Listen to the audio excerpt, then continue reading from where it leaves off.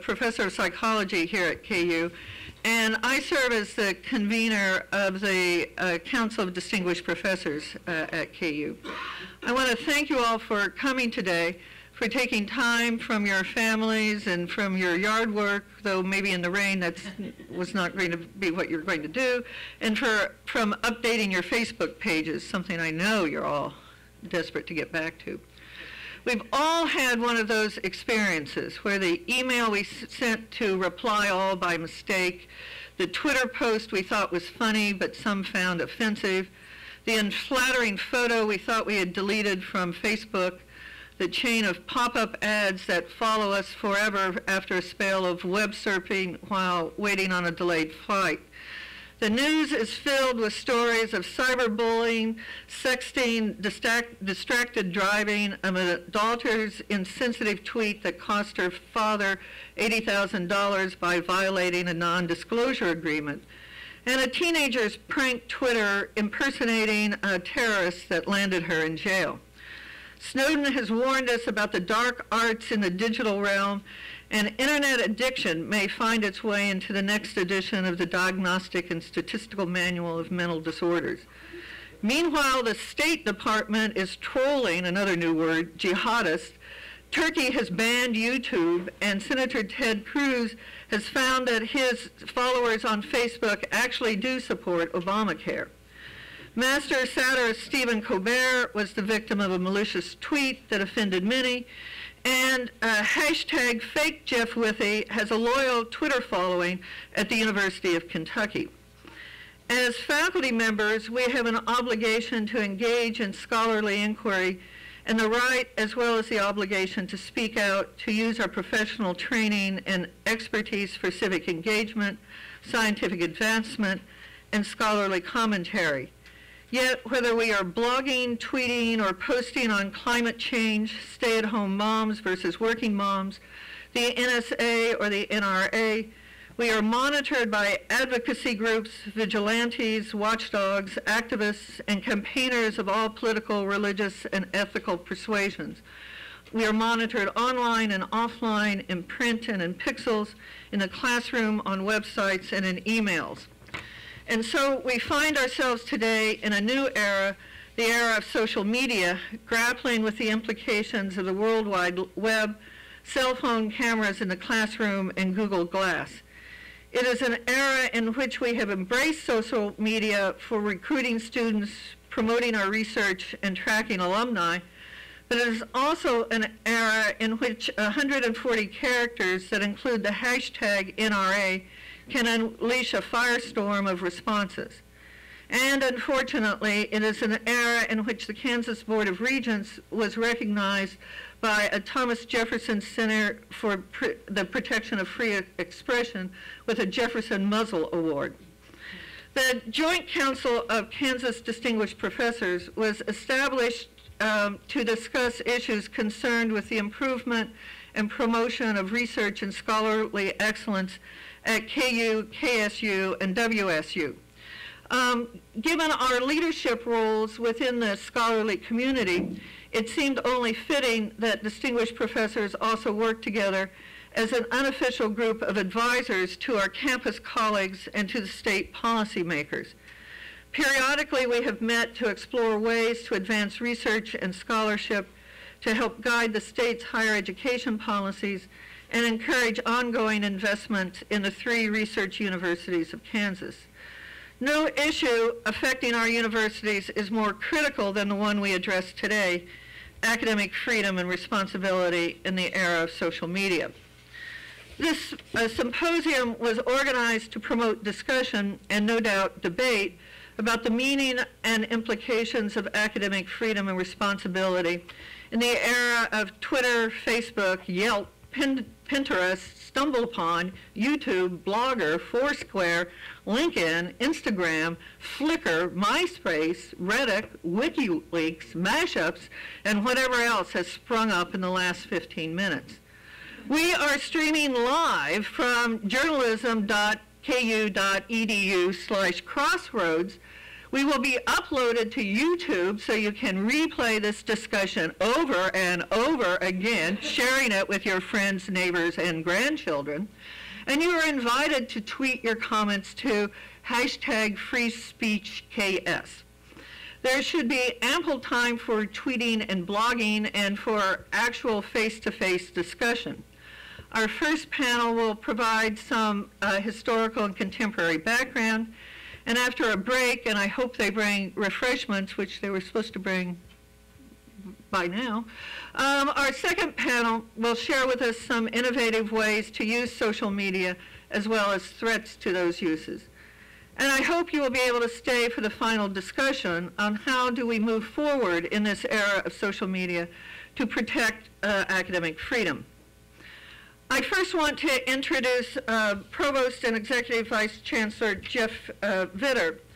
I do want to note that the Provost is also the Roy A. Roberts Distinguished Professor of Computer Science. I, too, am a Roy A. Roberts Distinguished Professor, but my appointment's in psychology.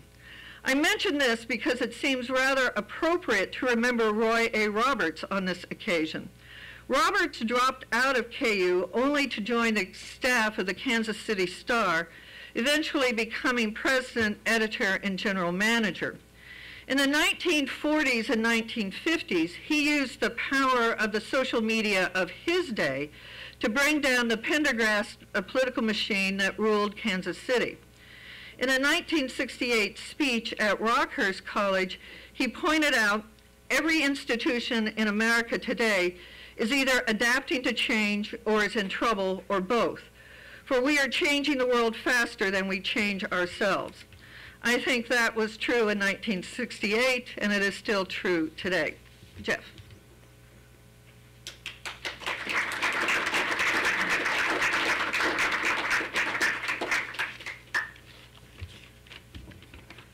Thank you, Susan, and thank everyone for being here today. I want to welcome all of our colleagues from, of course, KU, but K-State, Wichita State, as well as from, I think there are folks perhaps from Emporia State and Wichita State, or Pittsburgh State, as well as Fort Hays. This is going to be a great discussion, and it's a very, very timely topic, of course. I originally planned to try to lighten up things a little bit with a few jokes, but actually everything got redacted and marked out, so I guess even provosts have issues with free speech. Although those of you who have heard some of my jokes in the past will probably be happy that my staff took the liberty to scratch those out. All joking aside, I want to commend the distinguished professors especially for taking the lead on examining this very, very important topic that's at the center to our university life, of social media and the policies for its use, all around this issue, fundamental issue of academic freedom and freedom of speech. At lesser institutions, faculty might shrink back and be afraid from addressing this particular issue, but not here. Here in Kansas, Kansans are taking the lead in addressing this issue. And I want to especially compliment the working group, of course, as well as the distinguished professors. They met frequently, diligently, and really did a remarkable job at formulating a well-reasoned, balanced policy that not only, first of all, affirms the paramount importance of academic freedom and freedom of speech, but also in a balanced way that recognizes the responsibilities inherent in its use. So let me especially thank KU Professor Chuck Epp for his tireless service, along with co-chair Kevin Johnson, and the entire committee for appearing before the board, doing all their work. They presented the revision a few weeks ago, and I think we all owe them a hearty round of applause for that work.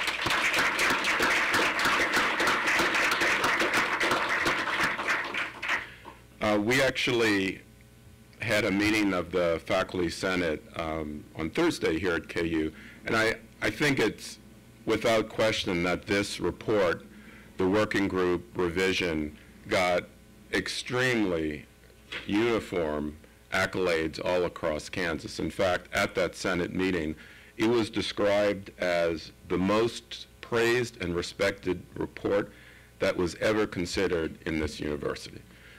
Apparently, my two recent reports got bumped down to second and third place.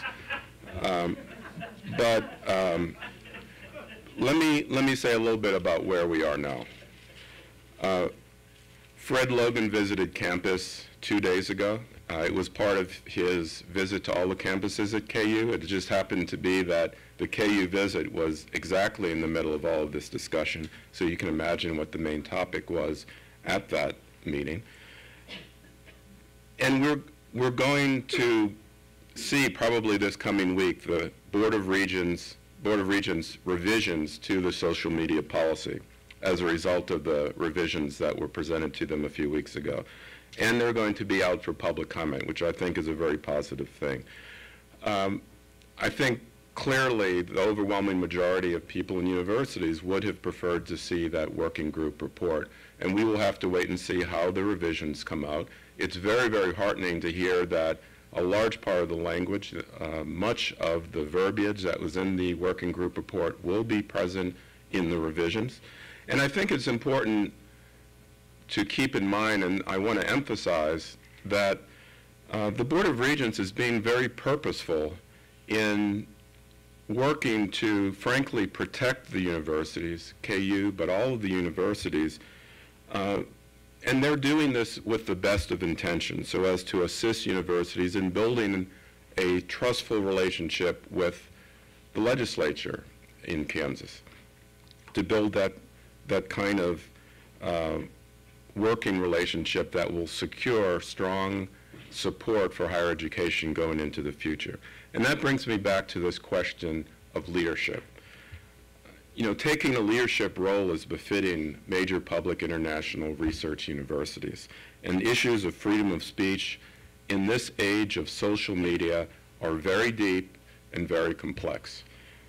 And rather than shy away, we have the opportunity to be national leaders in examining these very complex issues, the nuances of these particular concerns that arise, and in so doing emphasize the tremendous intellectual discovery that's going on at all of our institutions.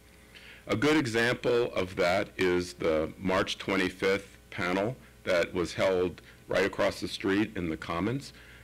If you were not able to attend or haven't been able to hear it already, I urge you to go to the Commons website. You can watch the video. It is truly a stellar presentation by national experts, and the discussion was extremely, I think, enlightening as well, and it sets the stage for a lot of these particular issues. Today is another opportunity for advancing and highlighting our intellectual vibrancy as evidenced by how we investigate this particular issue. And taken together, whether you consider today's events or the Commons discussion on March 25th, or the actions of the working group and their deliberations over the last few months, there's no doubt that we as Kansans are invigorated by these issues, that we do not shy away from an important national conversation, and more importantly of all, we're leaders in advancing the public discourse and raising the consciousness of this important issue. So thank you for being here today and advancing that conversation and bringing visibility to why we at Kansas have so much to be proud of, and this is just one example of how we are examining from an intellectual point of view an important issue that's going to be facing the entire nation. So thank you for being here. Rock chalk and go Wildcats, Shockers, Hornets, Gorillas, Tigers, and Jayducks. Thanks.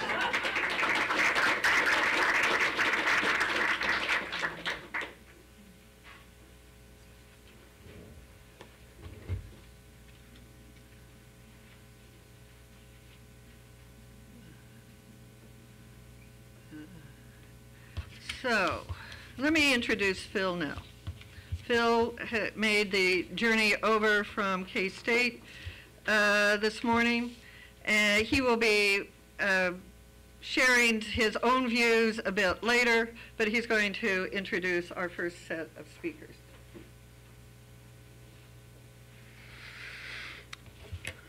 Good afternoon. I will just give names and titles and the title of the talk, and that's about all I'm going to do for introductions.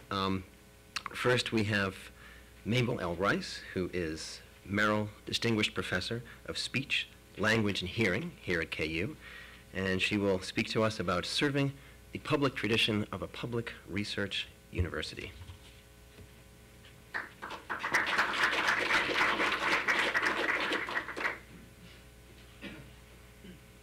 I hope you'll forgive me, but I have changed my title.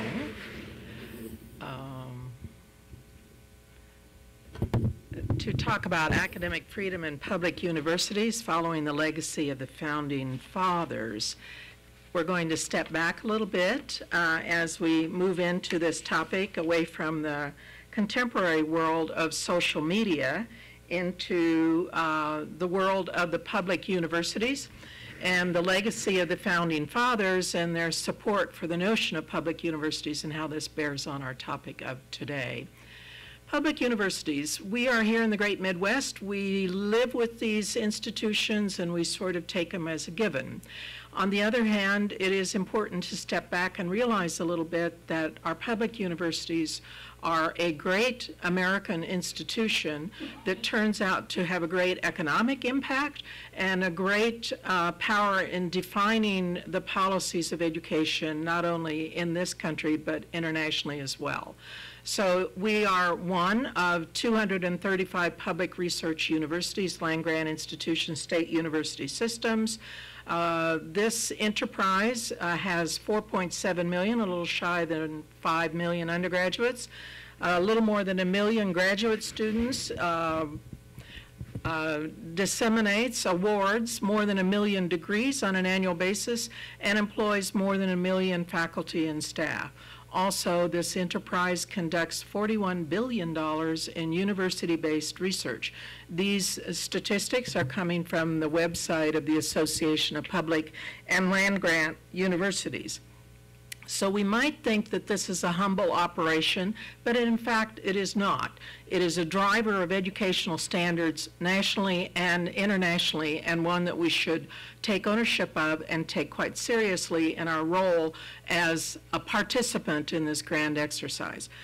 This public university initiative had some well-known historical benchmarks. The first public universities in the U.S., well, in the way of data analytics, it turns out to be not straightforward. It depends upon how you define first. The University of Georgia can claim priority as being the first chartered by the state in 1785, and it opened in 1801. The University of North Carolina at Chapel Hill also takes precedence as being first. It was chartered in 1789 and opened in 1795, so it was the first public university to be opened. The College of William and Mary was founded by royal charter in 1693 and accepted public funding from the Commonwealth of Virginia in 1906. So depending upon how you look at it, our historical roots begin in 1693 or in 1785 or in 1795. Close on, I want to draw attention to the University of Virginia that was founded in 1819 by Thomas Jefferson, because we are going to return to his leadership here. Moving into our region, the first public universities west of the Mississippi are the great University of Missouri, 1839, the University of Kansas, 1854, Kansas State University, 1863. We'll talk about the timing of that.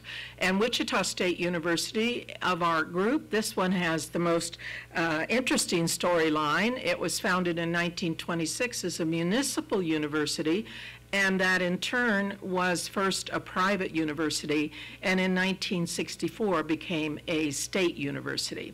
So right here in our immediate area, we have some very interesting stories as to how these institutions became founded, how they're part of this great public commitment to higher education, and how it is we're all in the room together today. Well, of course, not Missouri. We didn't invite them. All right. There are well-known federal influences that established this great infrastructure.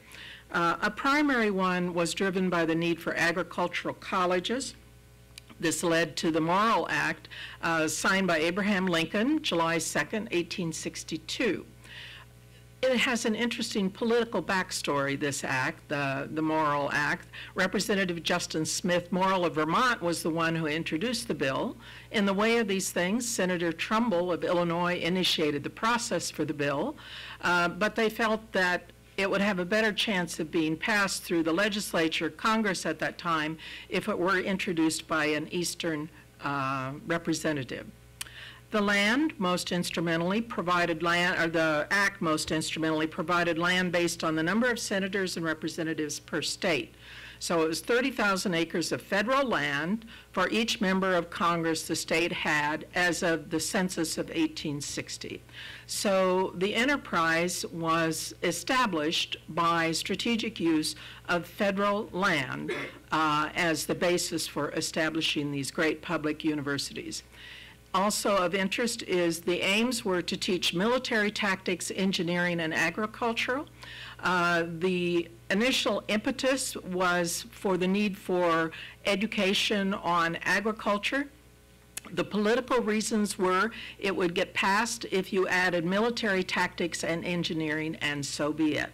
Iowa State University, one of our neighbors here, in 1862, was the first to accept the terms of the Morrill Act. And we saw that just down the road from here, our colleagues from K-State are part of an institution that was established a year after that.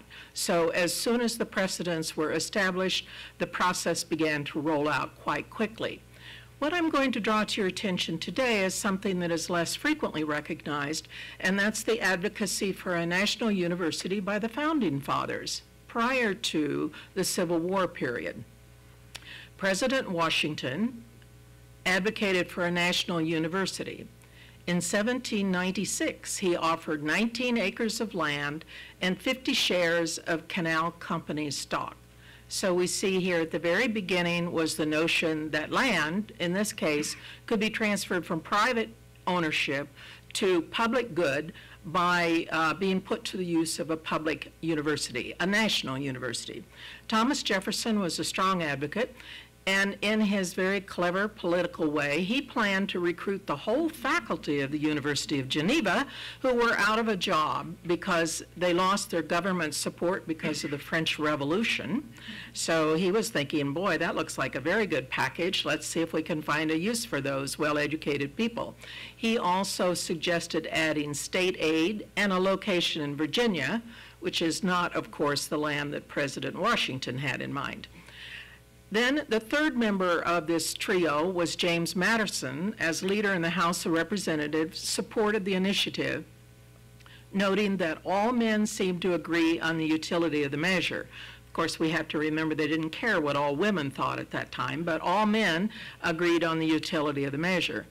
There was a vote, however, to postpone the measure, and it carried against Madison and Washington by 37 to 36 in December of 1796, right at the end of President Washington's term.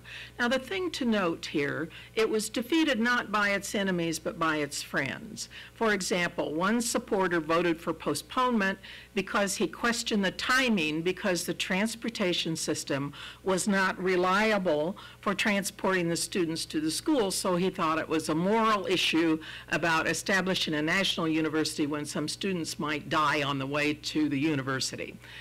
The point to remember there is watch out for your friends as well as your enemies. The other element of the political context to keep in mind here for just how really, really important this all was, Jefferson continued to support the National University Initiative even as he increasingly opposed the Federalist. So keeping in mind our situation today, my source on this information is a book written by a fellow, I believe I'll pronounce his name Dupree, could it be otherwise? Anyway, the book was written in 1957, is filled full of wonderful detail. The quote here is, "The ideal of science and learning was one on which patricians could agree even while party bitterness was driving them apart." The last thing to note with Jefferson's support, keep in mind that science at this time was still largely conducted by very wealthy patrons of science, and Jefferson certainly was one of those. And nevertheless, he was advocating for a national public university. This is Dupree's summary of that period of time. As the 18th century and the first decade of the Constitution drew to a close, more important than the negative factors are the startlingly comprehensive ideas concerning the role of science, the clarity with which the institutions were conceived, and the energy which leading statesmen expended on fostering these ideas. Only a minority saw the advantages of an alliance between science and the federal government. That small group included some of the most influential men in public life. Science has had a place in the government continuously since 1789. So this is not a recent incursion of an overbearing federal contemporary government. This is something that is intrinsic to our legacy of our government's understanding of the need for science. Let's look a little bit more at Jefferson, who in 1806 proposed a program for the use of federal funds when the debt and the purpose of war shall not call for them. So he effectively prioritized payment of the debt and conduct of our nation's defense. And after that, these were the things he felt were important: public education, roads, rivers, canals, and other objects of public improvement to add to the remuneration of federal powers. He wanted it explicitly noted that these were important things for the federal government to be doing. He felt that education would not compete with private enterprise, for a public institution can alone supply those sciences which, though rarely called for, are yet necessary to complete the circle, all the parts of which contribute to the improvement of the country, and some of them to its preservation. He advocated that the national establishment for education be endowed by lands to generate income as a foundation independent of war. So this was an era where lands equaled resources. Lands given to the public universities would set up a revenue stream that would allow them to sustain themselves into the future. Jefferson dreamed of a country whose political power produced enlightenment. And of course, we know that Jefferson conducted one of the most significant and massive science experiments that was ever known at that time, and that was the Lewis and Clark expedition that went right through this part of the country. The other thing that's intrinsic to the federal support of science is the mapping of people's use of all this land in this region that we live in was funded by the federal government. And it was part of the commitment to roads. It was part of a commitment to mapping out the geography. It was part of a commitment to enhancing what was known about the natural world, all of which remain part of our national commitment to science and other sources of enlightenment. So let me suggest that we have some relevant points here in the context of today's discussion of academic freedoms, freedom of expression, and social media. The first one is, and it seems to me this gets lost in some of our dialogues that we're involved in today, but the first point is that the enlightened men who articulated our Bill of Rights and drafted our Constitution saw the need for public universities to contribute to the improvement of the country and to its preservation. The second point is they had to repeatedly advocate and argue for these beliefs, even among those friendly to the basic premises. The third point is that the legacy of their advocacy is a great and proven system of public universities that still aim for enlightenment and public good. And the last is my reading of this, is that it is our privilege and our obligation to continue that tradition in our ongoing discussions and debates. And I am so thrilled that we have today's opportunity to do that with an audience. As I look among you, I know that there are people who have thought deeply about these issues. And I also want to express my deep appreciation for the strong support of our public university administrations that we have with us here in the room today as well. We all have a lot of work in front of us, but it would be less than honoring our legacy, the legacy that we have to work with, if we are unable to complete the tasks put in front of us. There will be real consequences for the health of these public universities if we do anything less. Thank you.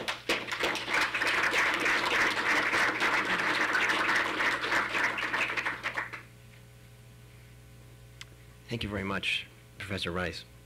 Next, we have Richard Levy, Smith Distinguished Professor of Law here at KU, and he will speak to us about academic freedom, social media, and the First Amendment rights.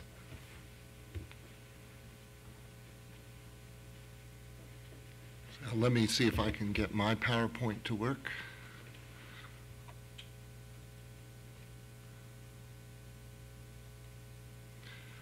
So I thought I would start by emphasizing here, I have to draw a footnote because I'm a law professor.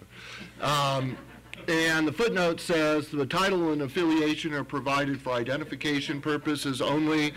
The views expressed herein are solely those of the author and do not in any manner represent the views of the university administration, or university governance. So I thought that was an appropriate place to start. But I also want to add my voice to those who have expressed appreciation, to the administration for helping to support this activity, to Susan for bringing us together and convening this great program, and also to the members of the work group who did such an excellent job of addressing the issues raised by the Board of Regents social media policy. So by way of general introduction, I will start with the very basics. So I think most of you have figured out that the Board of Regents social media policy implicates free speech and academic freedom issues, and that's why we're here today to discuss. I want to emphasize that free speech and academic freedom are related but distinct concepts. So I think a lot of times we mush those two ideas together. We think free speech protects exactly academic freedom, or everything that's academic freedom is protected by free speech, but they are distinct concepts, even though there are overlaps and relations. So my focus is on the free speech side of things. I would not profess to be an expert in academic freedom and all of its implications, but I do teach constitutional law and including free speech kinds of issues, and so I know something about the free speech issues raised by the Board of Regents social media policy. So the analysis that I'm going to provide is basically a summary of the analysis I provided to the social media work group, which they asked for, and I was happy to provide. I was grateful for the opportunity to do that. My analysis is not based on comprehensive research. There are lots and lots and lots of cases out there involving public employees and free speech issues surrounding them, and I was not able to read all of them. So my analysis is based primarily on general principles of freedom of speech, leading decisions both at the Supreme Court level and some of the federal courts of appeals, but I don't profess to have grounded it comprehensively in the case law. So my bottom line would be to say there are some potentially serious free speech issues with the current Board of Regents policy as it sits in the Board of Regents office right now. I can't really comment on the policy that will be forthcoming and whether all of the First Amendment issues will be resolved by changes, since I haven't seen those yet. So my plan is to take us through step by step and try to articulate basic free speech principles and then think about how they relate to the Board of Regents policy. So the first general point is that free speech principles do limit the kinds of social media policies that regents and regents institutions may adopt, but free speech protections are not absolute, so some forms of regulation are constitutionally permissible. So first of all, free speech limits apply to all government actors. If you read the First Amendment, it says Congress shall make no law abridging the freedom of speech, but it's never been thought to apply only to Congress. So it's always thought to apply to all federal governmental institutions. And in the early part of the 20th century, under a doctrine called the Incorporation Doctrine, the First Amendment was incorporated into the 14th Amendment of the Constitution and made applicable to states. And so because the regents are a state agency and the University of Kansas is a state agency, those institutions are subject to the limits of the First Amendment in the policies that they adopt. And therefore, any policy of the Board of Regents or the University of Kansas would have to meet those basic requirements. On the other hand, free speech is phrased in absolute terms, but it's never been understood as an absolute requirement. So the First Amendment again says Congress shall make no law abridging freedom of speech. And if you took that literally, you would think that no law means no law. But the Supreme Court has long held that the protections of free speech are not absolute, and that in some circumstances, most famously falsely shouting fire in a crowded theater, the government can in fact restrict speech. So the question is whether the Board of Regents policy meets the requirements of free speech in the way that it limits the speech of faculty and staff. So social media policies are based on the content of speech. That is, whether you violate the social media policy adopted by the Board of Regents depends on what you say. And because it depends on what you say, it's especially suspect in First Amendment terms and will ordinarily be strictly scrutinized, subject to the most rigorous kinds of limits. So the reason for that is, under free speech theory, free speech preserves or provides a marketplace of ideas so that the truth comes out in the interplay and battle of ideas, competing ideas for acceptance, rather than allowing government to prescribe truth or orthodoxy. So that's one function of free speech theory. A second aspect of free speech theory is that free speech is essential to democratic self-government, and that includes the need to be able to criticize the government without any fear of retribution. So those two principles are central to the way the Supreme Court thinks about free speech. And content-based restrictions, that is, restrictions that turn on what you say, are seen as the most dangerous kinds, because content-based restrictions distort the marketplace of ideas. They keep some ideas out of the marketplace. Also, history has shown that content-based restrictions often target dissent or are designed to suppress criticism of government or conventional ideas. So the ordinary rule would say a content-based policy like the social media policy adopted by the Board of Regents would have to be defended against the most rigorous kind of scrutiny and would almost certainly be unconstitutional. However, and there's always a however in law, so however, there are categories of speech, traditional categories of speech, that are seen as outside the scope of the First Amendment so that government can regulate them. The common examples would include incitement of violent or unlawful conduct, what are called fighting words, words that by their very utterance inflict injury and are likely to provoke an immediate violent response, threats, other kinds of illegal speech like blackmail, and so on. So these categories of speech can be regulated. They can even be made a crime. However, they're not completely unprotected, and in particular, the Supreme Court has recently said you can't target speech within these categories from a particular viewpoint. So let me try to elaborate on these points. First of all, the idea of incitement, which is one of the elements of the Board of Regents' social media policy, is defined very narrowly. You can only be guilty of unprotected incitement if your speech is directed to inciting immediate unlawful conduct and likely to incite immediate unlawful conduct. And very few instances of prosecution for incitement satisfy this test.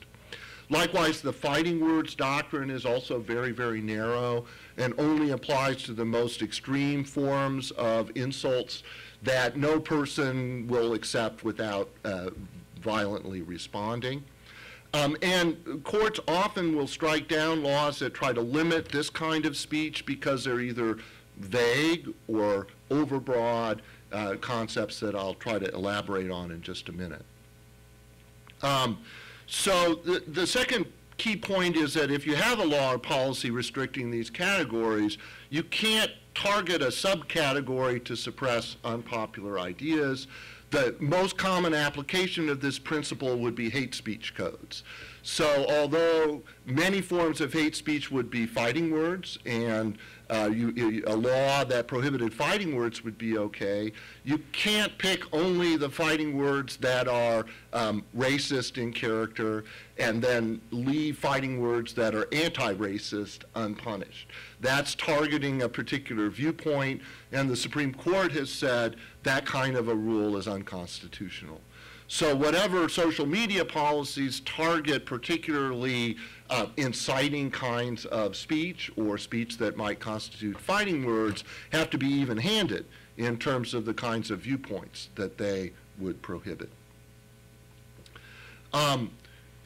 Another important limit on free speech rights in this context is that university faculty and staff, their free speech rights are limited in some ways because of their employment status.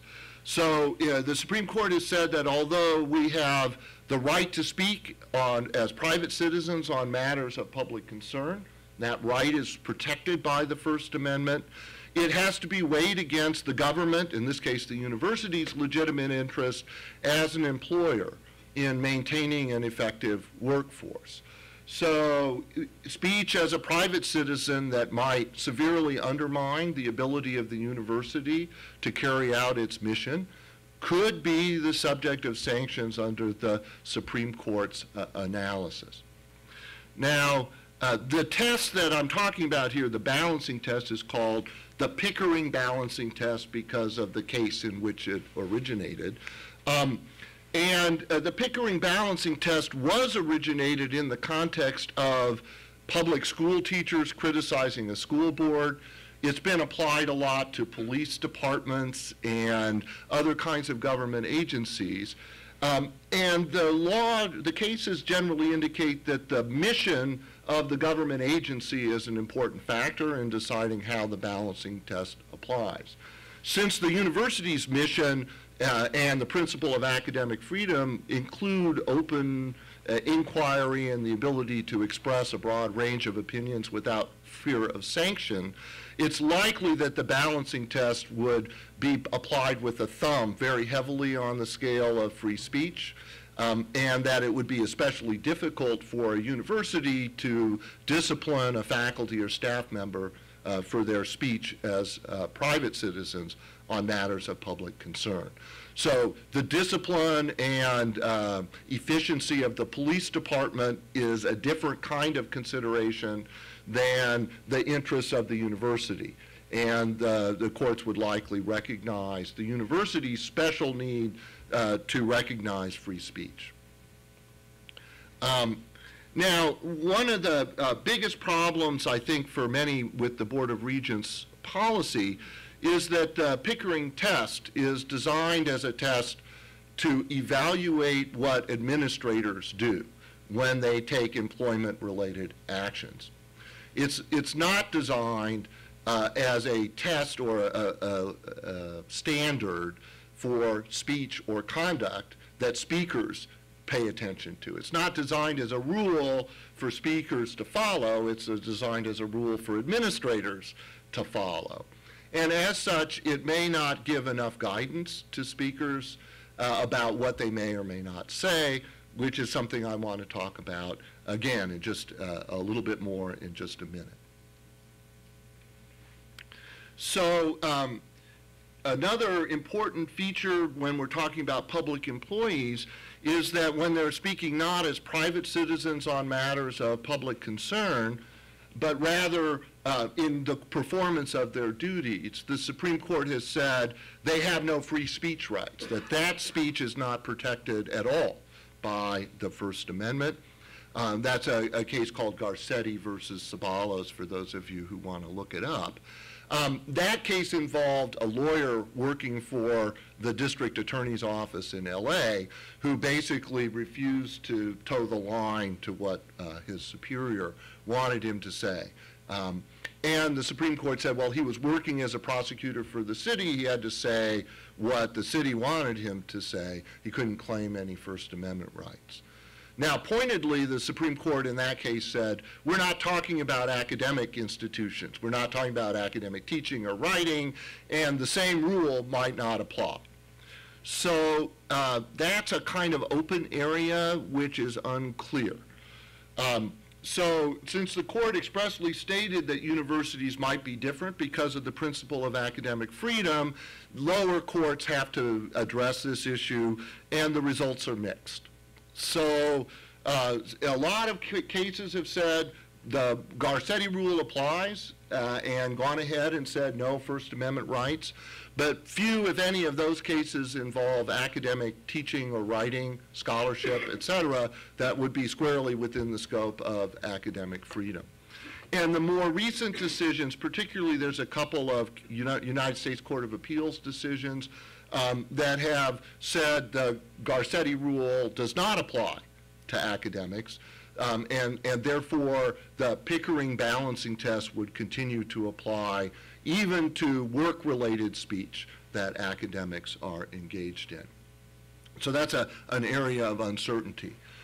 Still, the Board of Regents policy as it currently stands would appear to say that any time anything we do that's work-related is contrary to the interests of the university, we could be disciplined. And that, as written, would apply to academic writing or teaching or other activities that are within the scope of academic freedom. I would say that's a very serious First Amendment issue under the policy as it currently stands. And I would, if I were giving legal advice to the Board of Regents, I would say that you're exposed, I guess I would say, if this policy stays in place as written.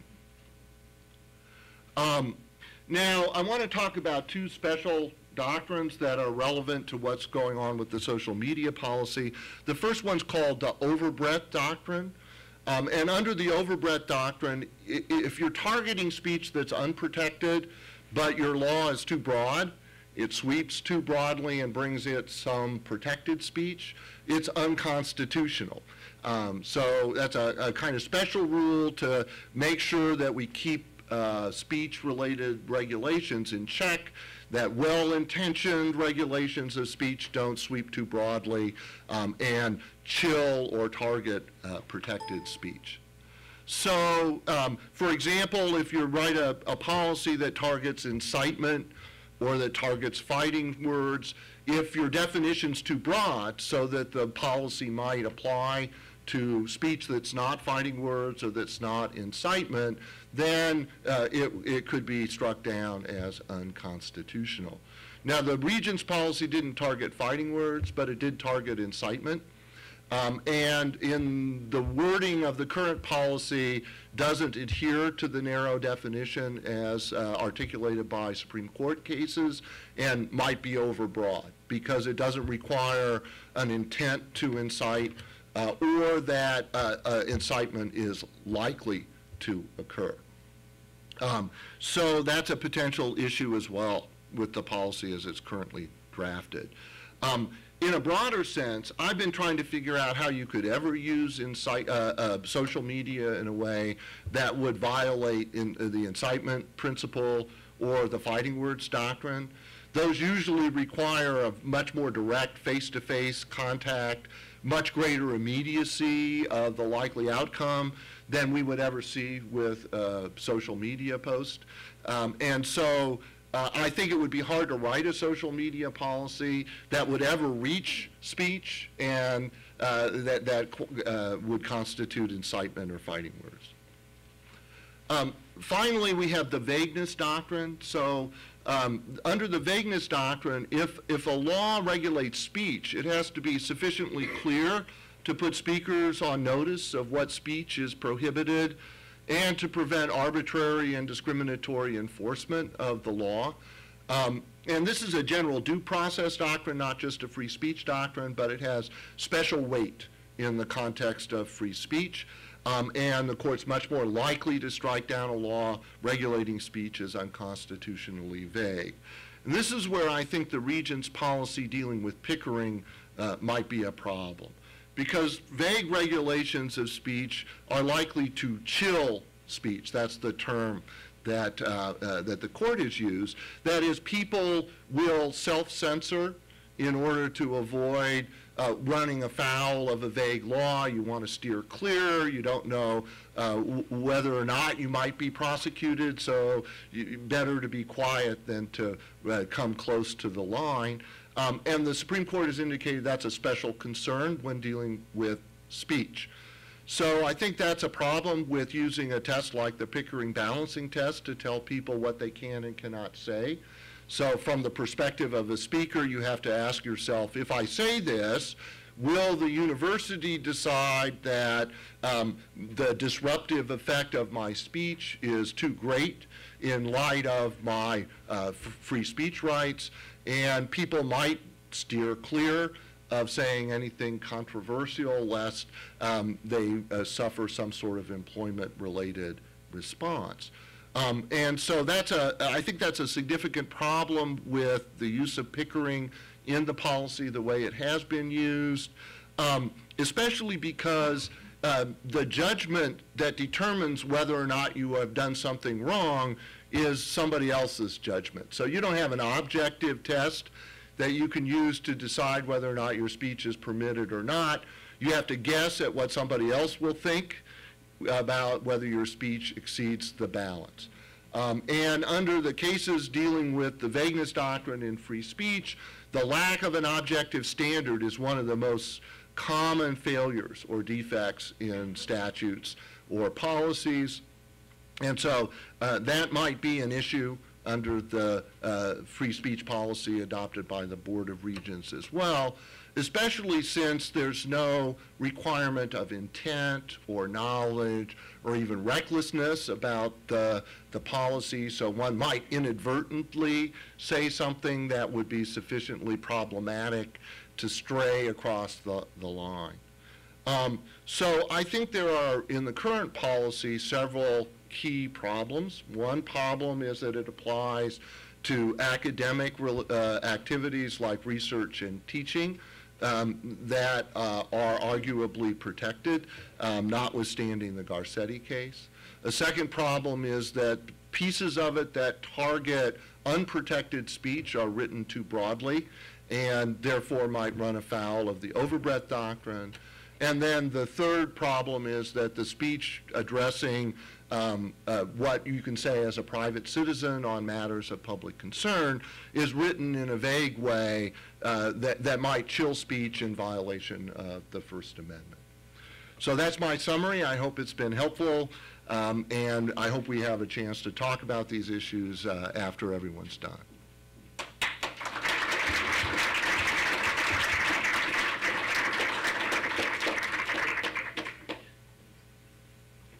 Thanks very much. I wish I'd heard that before I wrote my remarks, as you'll see. Next, we have Charles Epp, who is Professor of Public Affairs and Administration at KU, and Kevin Johnson, Professor, School of Business and General Counsel at ESU. And this is the report on the Kansas Board of Regents work group on the social media policy. So a report from the group who were there now.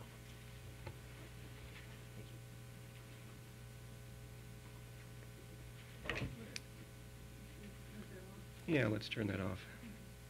Should be able to display.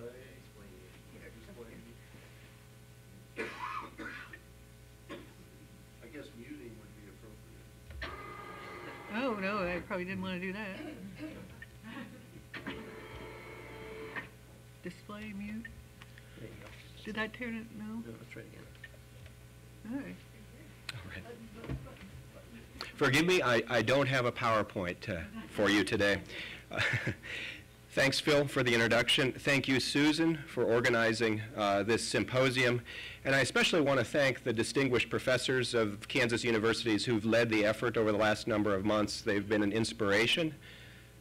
And finally, I want to thank the leaders of the universities, and especially Chancellor Gray Little here and Provost David Vitter, whose support for academic freedom has been crystal clear throughout the process. Thank you.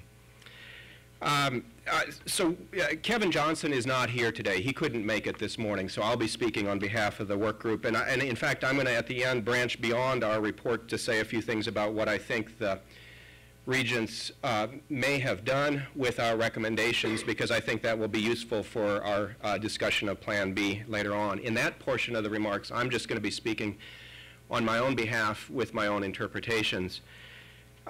First, I'd like to say just a little bit about the process that we used. As you know, when the controversy burst forth in December and early January, the regents decided that they should get some advice from faculty and staff, and so they formed a work group. They formed a group of 13 members, 2 from each of the regents' institutions and 1 from the KU Med Center. 1 from each of the institutions was a faculty member, 1 was a staff member. From among that group, 2 people were picked as co-chairs, Kevin Johnson from Emporia State and myself. Kevin is general counsel there, so he's a representative of the staff, but he's also a faculty member in the School of Business there, so he has a faculty perspective on the issue as well. This was a working group. We met some 4 or 5 times between late January and early April. When we met for at least half a day, sometimes much longer than that. Every member of the group worked very hard, brought a lot of material to the table, and so they deserve thanks from all of their own institutions and university communities. I'd like to say just a bit about the stuff that we covered in the course of that process. I want to bullet a few things that we looked at so you have a sense of all the kinds of materials that we looked at before I get to the substance of our report. We examined, for example, risks of disruption to universities from uses of social media and from other kinds of controversies arising out of faculty and staff expression. As you know, these sorts of disruptions occur periodically, and we thought it was important to take into account that context.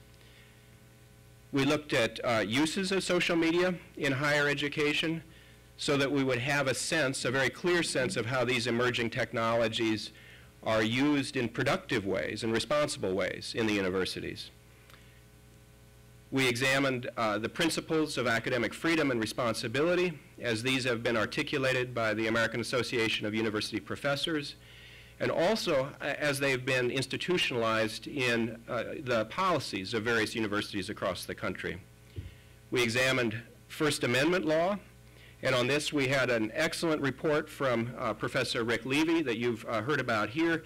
And I want to thank him particularly for the helpfulness of that report, which we used throughout our process, our discussions. We finally examined social media policies at universities across the country to look at how these policies have been developed. If you've seen our report, you know that we found that those policies are universally advisory rather than disciplinary. And that formed a basis for our suggestion to move to an advisory policy in the state of Kansas rather than a disciplinary policy. And then one last thing, we also looked at existing policies in Kansas universities to see how they might be used or how they can be used to address misuses of social media that already, these policies are already in place. We don't necessarily need, we found, an additional social media policy to fill any gap on this question. So let me talk now about our report, what we generated out of all of these analyses. Basically, we suggest shifting the premise of the social media policy that the regents have developed. The board's policy starts from the premise that uses of social media represent a unique risk to the universities because of the disruptions that can arise in response to inflammatory tweets and the like, and that this risk is best addressed through legal tools provided by court decisions governing the speech of public employees. In the view of the work group, those premises are not a good place to start in developing a policy that is to guide expression in universities for a couple reasons. And I want to just note them quickly and then move on to some broader issues. First, social media are very useful and valuable forms of communication in supporting the research and teaching missions of the universities, and we felt that their responsible use should be encouraged rather than discouraged with a punitive policy. Second, and here I'm going to build on Professor Levy's analysis, the law governing public employee speech is at best awkwardly applied in a higher education context. Most case law in this area addresses speech by employees in other types of government agencies, as he's mentioned. For example, speech of police officers in police departments. Key court decisions in these areas increasingly authorize these kinds of agencies to control the speech of their employees to better serve the agency's interests. And these precedents seem an imperfect fit, as I say, at best, to the higher education context. I want to return to that point and build on it in just a bit. Now, in contrast to that premise, risks of social media, the law governing employee speech is the way to proceed. The work group based our recommendation on a very different premise, and I want to spell that out here for just a moment and then talk about the implications of that. The premise, if you've seen our report, of our report, is the mission of the public universities. And this mission is to serve the state. We are public institutions, but to serve it in a particular way, by advancing knowledge and by educating students. As we say in our report, this mission requires, as an essential condition, clear and unambiguous protection for the free exchange of ideas. This is commonly called academic freedom, as we all know, and our report talks about the meaning of this, and a couple elements that are well known and very important are, as the AAUP principles from 1940 state, full freedom in research and in the publication of the results, and freedom in the classroom in discussing the subject. But the mission of the universities also requires faculty and staff to honor an accompanying set of academic responsibilities. The most basic of these, in addition to meeting classes, doing service, and so forth, the most basic of these is to evaluate ideas according to the standards and procedures appropriate in each discipline, and not to evaluate ideas by whether they are popular or in keeping with current fashion, or by how controversial they are, or by how disruptive are people who dislike those ideas and seek to disrupt the university in response. And so, as we say in our report, the social media policy is, we think, so vigorously opposed in the university communities, not just because it intrudes on the free exchange of ideas, which it does, but it also is opposed because it's inconsistent with our deeply felt sense of responsibility, too, to evaluate ideas on the basis of their merit and not other grounds. So with this said, as a set of principles or operating premises, I'd like to discuss the two provisions of the social media policy now that are problematic in light of the principles of academic freedom and responsibility, with an emphasis on responsibility, and how we as a work group propose to revise those two provisions. The first of these provisions is provision 2 of the document. It's based on a Supreme Court decision called Garcetti versus Ceballos from 2006, and Rick Levy has just talked about it, but I want to amplify some of the things that he said. This decision held that the speech of public employees that is made pursuant to job duties is not protected by the First Amendment. And so the social media policy's second provision directly quotes that decision. It directly applies it within Kansas universities, and it uses that language to authorize discipline for uses of social media that are made pursuant to job duties and are contrary to the interests of the university. Since official duties within a university include teaching and research, this provision removes any protection for the core areas of professional speech traditionally protected by the principles of academic freedom. And so when members of the Board of Regents try to reassure faculty that the policy does not infringe on First Amendment rights and simply restates the law of the First Amendment, as we've heard a number of times over the last several months, I am not entirely reassured, because the policy uses language from a recent Supreme Court decision that withdraws protection, First Amendment protection, for core areas of academic expression.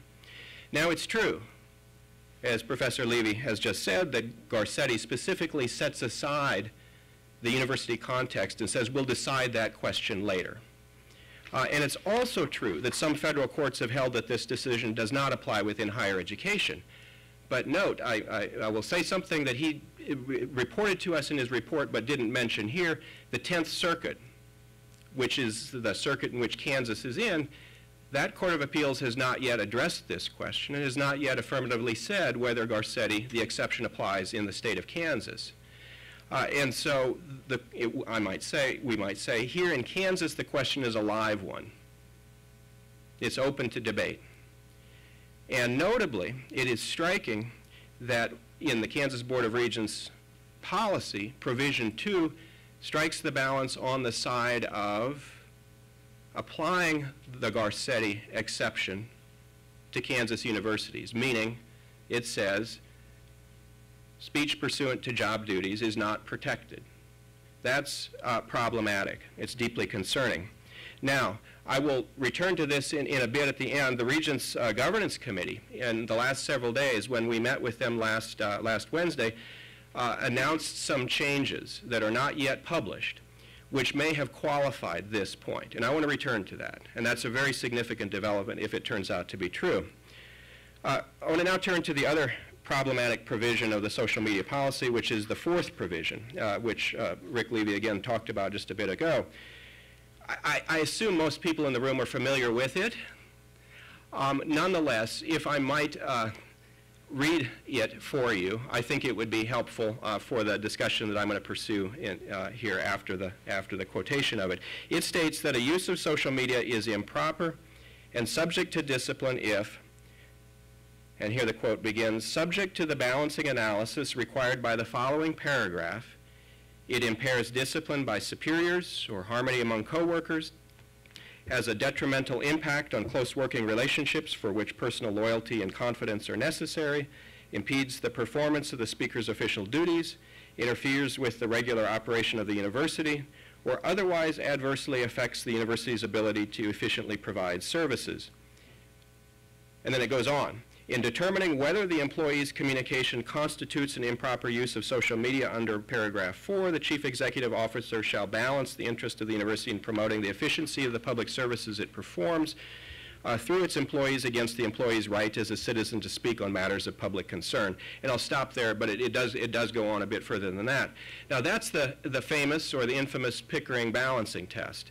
And I'm told that lawyers know what this language means, what sorts of uses of social media are prohibited by it, or at least have a decent sense of that, but I have yet to meet a faculty or staff member who's not a lawyer who claims to know what that language means and what uses of social media are prohibited by it. In fact, it looks to many people like a punitive restriction on speech, even though the lawyers will say that in practice it's fairly protective of the speech of employees, but it sure looks like a punitive restriction. The basic problem is that balancing tests like this are ambiguous as guides to action, and particularly so in this case when it is written as a guide for expression. And in fact, in this context, as Professor Levy has just said, the answer, what is protected and what's not, depends on whether there is a disruptive reaction to the speech, not what was said. And it also depends on how university leaders weigh the seriousness of that disruption. These are things that are very hard for a typical person to judge in advance of making the expression. As in so many other things in life here, perception becomes reality, and if faculty and staff view this language as restrictive and punitive, there's a real risk. There's a real risk, as he's just said, even a likelihood that they will avoid not only uses of social media that are contrary to law and policy, but also many other uses of social media that are perfectly legitimate and even valuable contributions to higher education.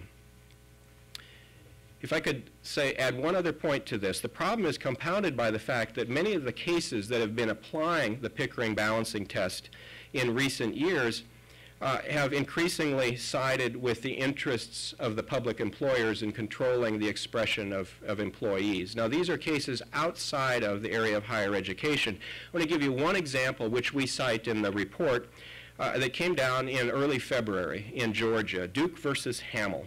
It's an interesting case. Bobby Hamill was a police officer in the campus police of Clayton State University in Georgia, public university there.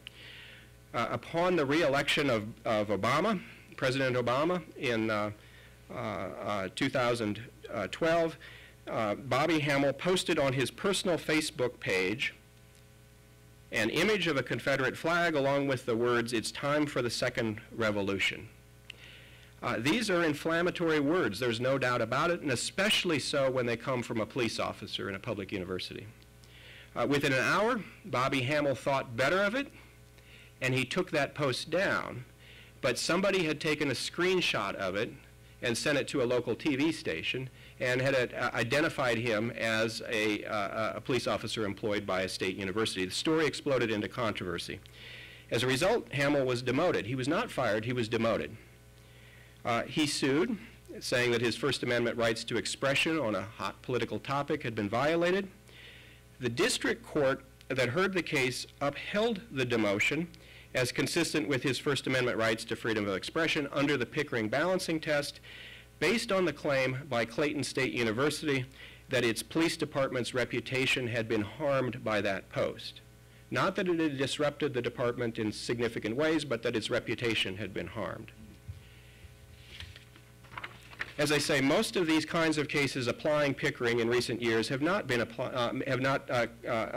been in the university context, or if they've been in the university context, they've been about the expression of staffers who are not faculty members or teaching staffers.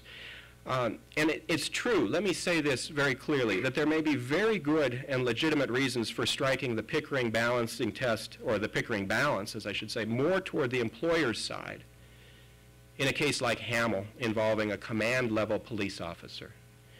But this only complicates the task that faculty and staff have if, as we've been advised, take a look at the case law, it's protective of expression, when we try to apply that in a university context. And we emphasized in the report, as Professor Levy did here, that you have to interpret this test in a university context in light of the unique mission of the universities. But for most faculty and staff who look at these cases, and they look at how they've come down, they say, oh my goodness, these are actually not as protective as we might like, and they get a sense that if applied here, there's trouble. We think starting from the university mission is the key place to start in this policy, and this leads to a more robust and clear set of guidances favoring expression. I'd like to now say a bit about our proposed revisions to the social media policy, and also here I'd like to say what I think the Board of Regents Governance Committee has done with those as a jumping off point for later discussions today. I want to emphasize that my interpretation of what they've done is based on a bunch of notes I took last Wednesday, and we haven't yet seen their language, so it is, some of this is a bit speculative, but some of it is, in my mind, I think, quite clear. We recommended, most basically, as you know, shifting the policy from a focus on discipline to a focus on advice. As you know, the Board of Regents has not gone with that. They're staying with a disciplinary policy, and for many faculty and staff, that's a real concern. But in other ways, they seem to have changed their language in pretty significant ways. And so let me run through some ways in which they have. I want to conclude after this list with my own sense of what this means. And again, this is an interpretation. It's in part at this point speculative. We recommended changing the overall tone of the policy based on our emphasis on the university missions and based on the importance of free speech in this and academic freedom in this context. I somewhat doubt that the tone of the entire policy will be changed in ways that we would have favored. But it's pretty clear that at least the first half of the language now will incorporate very clear expressions of support for the First Amendment and for academic freedom. That goes some bit, perhaps not as far as I would like, but some bit toward making that tone more friendly to the university environment. Is the glass half full or half empty? We will each interpret that at the end, but I think they're making progress on that point. We recommended beginning the policy with a preamble that states that its purpose is to encourage responsible uses of social media rather than its purpose being to punish. And apparently that will be there. We recommended including in the policy a forthright statement of support for the First Amendment. Apparently that will be there. We recommended, and here's a recommendation that I think is especially crucial as a matter of process. We recommended requiring that any discipline over uses of social media should be made not unilaterally by the CEOs as the original policy would have had it, but should be done through existing university disciplinary processes.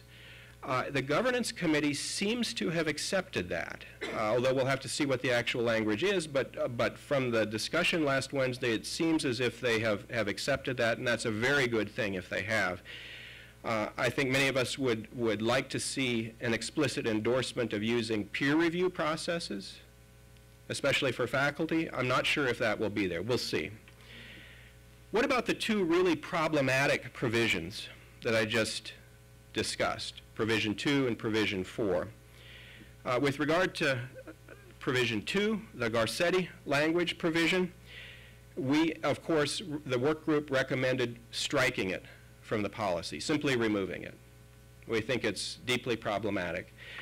The governance committee is not going to do that. The language will remain exactly as it was before, but we also did something else which they seem to have accepted. We recommended replacing that provision with some explicit protections for expression in the areas of research, teaching, and shared governance. And we wrote that as essentially as exclusions from the policy. The policy shall not be used to affect expressions in the area of research, teaching, and shared governance. The regents seem to have accepted that language and placed it above their list of restrictions. All right? That is, if done as a set of legal exclusions and forcible protections, is very, very significant. Because all the rest of the punitive language addresses then other kinds of expressions. The core areas of academic freedom are protected. But the devil is in the details. We'll have to see what that language looks like when it comes out, and I think it's unwise for me to speculate about what it precisely will be. Will it be hortatory protections for these areas, or will these protections be legally enforceable? I don't know. We'll see. We'll see. With regard to the fourth provision, the Pickering balancing test provision, again, the work group recommended striking that provision from the policy. We thought it was so deeply problematic, so confusing for faculty, so restrictive in all kinds of ways, we thought it best not to be there. And we replaced it, as you may know, with this quote from the AAUP's 1940 statement affirming the right of faculty and staff to, I guess it says faculty, to speak on matters of public concern as citizens, and then a reminder, a hortatory reminder that when you do so, speak respectfully and be mindful of the impact of your expressions on your own reputation and those of the institution.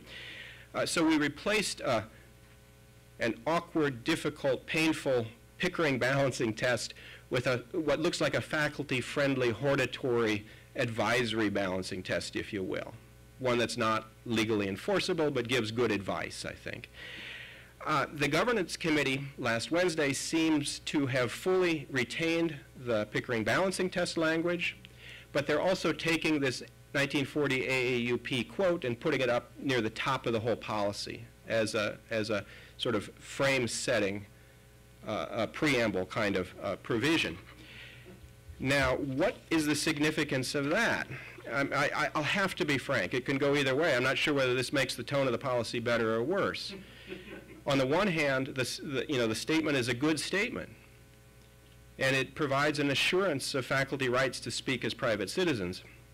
On the other hand, in the context of a policy that remains disciplinary, this is a hortatory statement that says, be respectful. And we don't necessarily want to impose discipline when, according to somebody's interpretation, a faculty member has been disrespectful in an expression. Now, that isn't legally enforceable, of course, but some readers will say, this is problematic. Maybe I should be very careful in what I say as a result of this policy here. All right, I'd like to wrap up, and in doing so, I'd like to address a broad question. If this policy has been revised in the ways that I think it has, in the ways that I've summarized here, just what is the character of this revised policy? That will be a subject for all of us to discuss over the coming months. It is a policy that will include admonitions to respect academic freedom and the First Amendment, at the same time that it includes what appears to be still legally enforceable language that withdraws some protections for work-related speech. It affirms the First Amendment at the same time that it includes this awkward and difficult balancing language drawn from Pickering and its subsequent cases. In my view, and I'm sticking my neck out, and I suppose on YouTube I shouldn't do that, but the policy will now amount to a more complicated balancing test. Let me say this. If we're going to have a balancing test, it's far better to have one that affirms, explicitly states up front that a big part of the balance are the values that are essential to a university community. Freedom for research, free expression and teaching, freedom and shared governance. That helps fill out the balance in ways that were distinctly absent in the original version. So if we're going to have a balancing test, it's good to have. I would rather we didn't have that test in there. I think it's still deeply problematic. But it seems to be a step in the right direction. How far is that step? Boy, I hesitate to give you a number because that indicates how significant this will be in practice. I just don't know.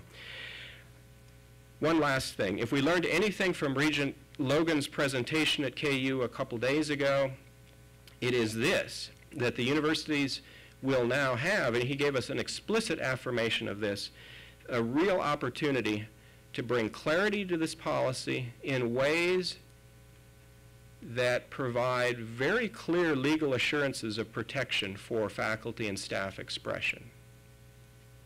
And I think that's going to be our task in the coming months, to write those university-based policies in ways that are acceptable to faculty and staff, in ways that set up meaningful peer review processes, and in ways that make that balancing test clear and understandable and protective for faculty and staff. Thank you.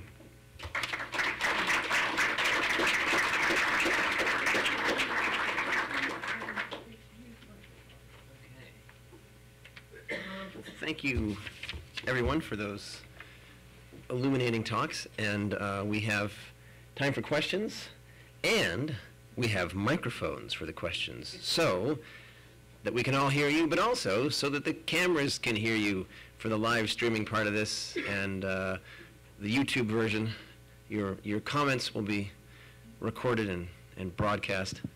So any questions about any of the presentations that we've just heard? Yes? See if that works. Is this working? Can you hear me? Can I address a question especially to the last? Perhaps introduce yourself. Surely, Jonathan Clark, I'm an historian at KU. I'm not a lawyer, but I'm fascinated by the law, and if perhaps I could address a question which is especially aimed at our two last speakers. It's a two-part question, really. The first part is to say that if the regents believe that their policy is based on a particular application of the Garcetti case, then will they not presume that the restrictions that they're urging in the sphere of social media apply also to all forms of expression by all state employees, including professors, whether they are in social media or not? In that case, the KBOR policy is probably much more extensive in its implications than even its revised version might lead us to think. And the second part of my question bears on it, which is this. The regents must have taken legal advice. Do we know from whom they took legal advice? Do we have confidence in the caliber of that legal advice? Or do we think that perhaps this is a document which is becoming legally incompetent, not expert, not safe as a premise for state policy?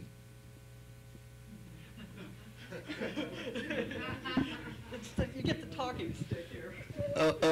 I'm going to respond to the second question, part of the question first. I believe they did take legal advice. I believe there was legal advice from Julene Miller, who is the general counsel from the Board of Regents, and my understanding is that they also ran the policy by the Attorney General's office, which gave them advice and participated. I'm not prepared to articulate a view on whether the advice is competent or not competent. But I will say the policy as it currently stands exposes the regents and the universities to potential liability or could easily be found unconstitutional. So were I giving legal advice, I would caution against the policy as it currently stands because there are risks. Still, I can't say with certainty that it's unconstitutional either. Now the first question related to whether the principles that are reflected in this policy apply to other forms of speech. And I guess the answer to that depends on whether the policy creates a new ground for dismissal or disciplinary action or simply articulates existing grounds in a more specific form. If it creates a new ground, then the scope of the policy would be limited to social media because that's the scope of the policy. If it is an expression of the view of the Board of Regents that power already exists to take these actions and they're simply summarizing the already existent power, then it would presumably apply to anything, any other form of speech. I read the policy as a new ground, so that's both a plus and a minus. As a plus, it limits the scope, but as a minus, it would seem to create a new disciplinary basis where one did not previously exist. I hope that's responsive, John. Do you want to answer? No. Other questions? Yeah, Richard DeGeorge, KU. I have two questions. One is, on my understanding, the policy says the CEO has the authority to take punitive action. It doesn't say the CEO has to take punitive action depending on what the Board of Regents says or the legislature says or public expression says. Is that correct, that the CEO could decide and wouldn't be putting his or her job on the line because they take the wrong policy? That would be the first question. Second one is, you say that the universities will be able to write documents.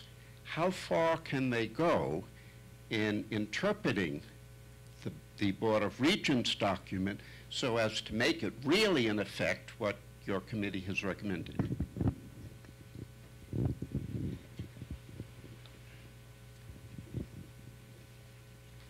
This will be a subject of debate over coming months, but it's my real sense from the signals that we're getting from the Board of Regents that the universities have broad latitude to write the policies that they think are appropriate within their settings. And that means that they can write very protective policies, protective of expression, academic freedom, and so forth. My sense is also they can incorporate whatever kinds of procedural protections that they want to in that policy.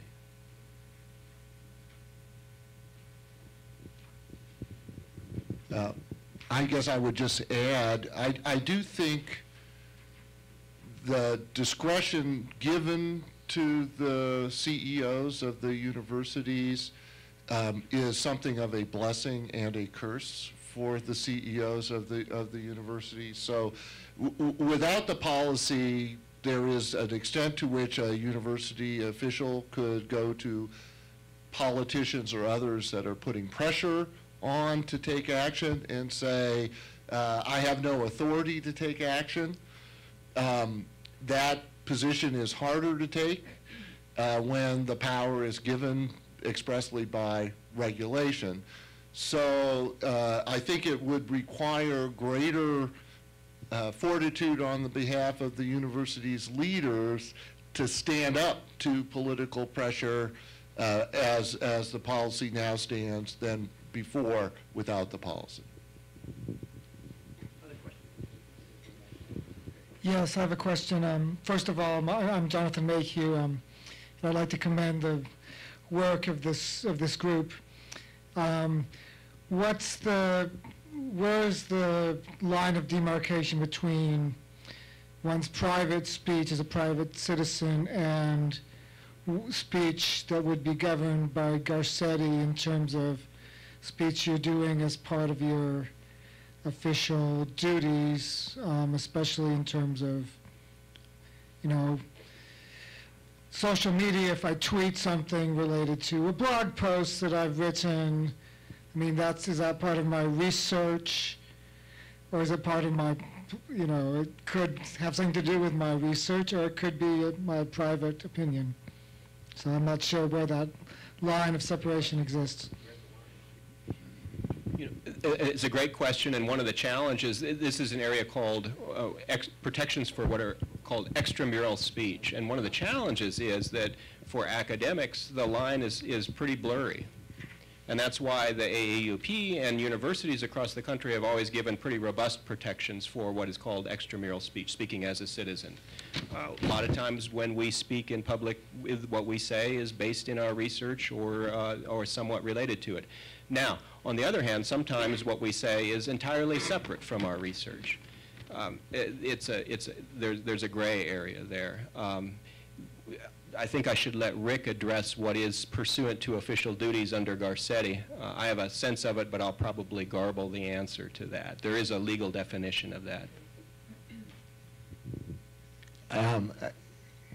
I guess I can't really add anything to what Chuck said, because I think that what's pursuant to your official duties, particularly in the academic setting, is entirely in the eye of the beholder. So as a constitutional law professor, I get asked to talk on constitutional issues all the time in public settings.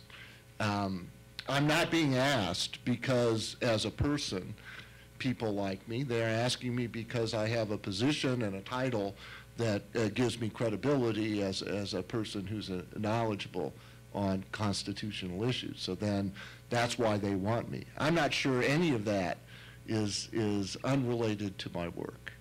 And I almost think as soon as you identify yourself as somebody who's a faculty member and you claim some credibility or expert knowledge as a faculty member on some subject, there's at least an argument to be made that that's pursuant to your official duties, because you're disseminating knowledge that you've acquired using your position as a faculty member. So I think that you're absolutely right to be very concerned that there's a broad line that might be drawn around official duties for academic speech. Yes, Harry Humphreys from Pittsburgh State University. I'm now the president of our union here, PSU-KNEA. And the question I have is, of course, on December 18th, I was like everybody else, grading my exams and getting ready to go to Italy. I'm just wondering, how is the Board of Regents going to respond to the bad publicity they've got not just in Kansas, but throughout the United States, and also with other parts of the world? I mean, this is really not just a Kansas issue. This happens to be one, I think, other universities. This hit the Chronicle of Higher Education and so on. Also, I just want to point out that I did consult with our lawyers, the KNEA lawyers, and they seem to think that the constitutional argument is a kind of a weaker argument. They seem to think that really what you have is conditions of employment arguments that would be much stronger if if the other universities were organized. I'm just wondering what you folks think about that issue.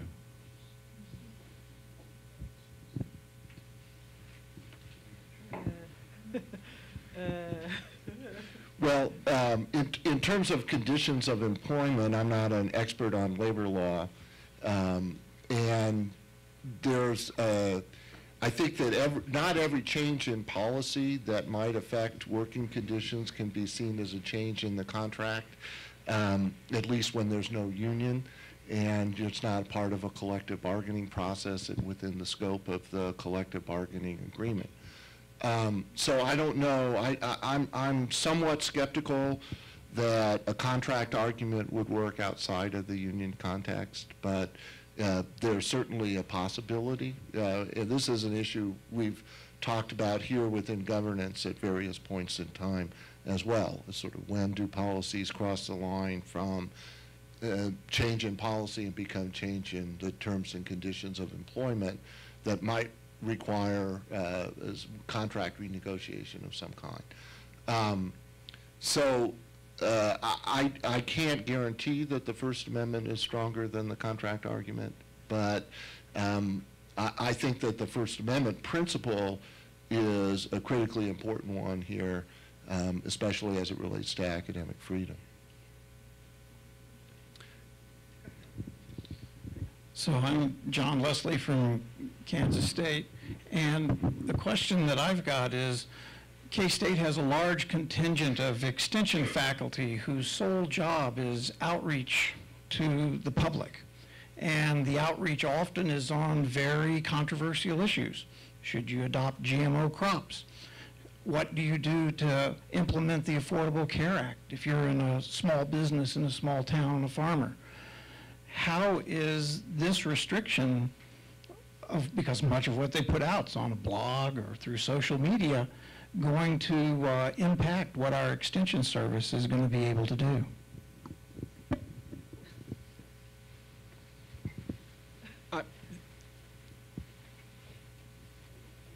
If the exclusions for research teaching and shared governance that we recommended should be in the policy, are in fact in the policy after the Board of Regents gets done with it, most of what you do in those areas should be completely protected, and you should have a full sense of security in that.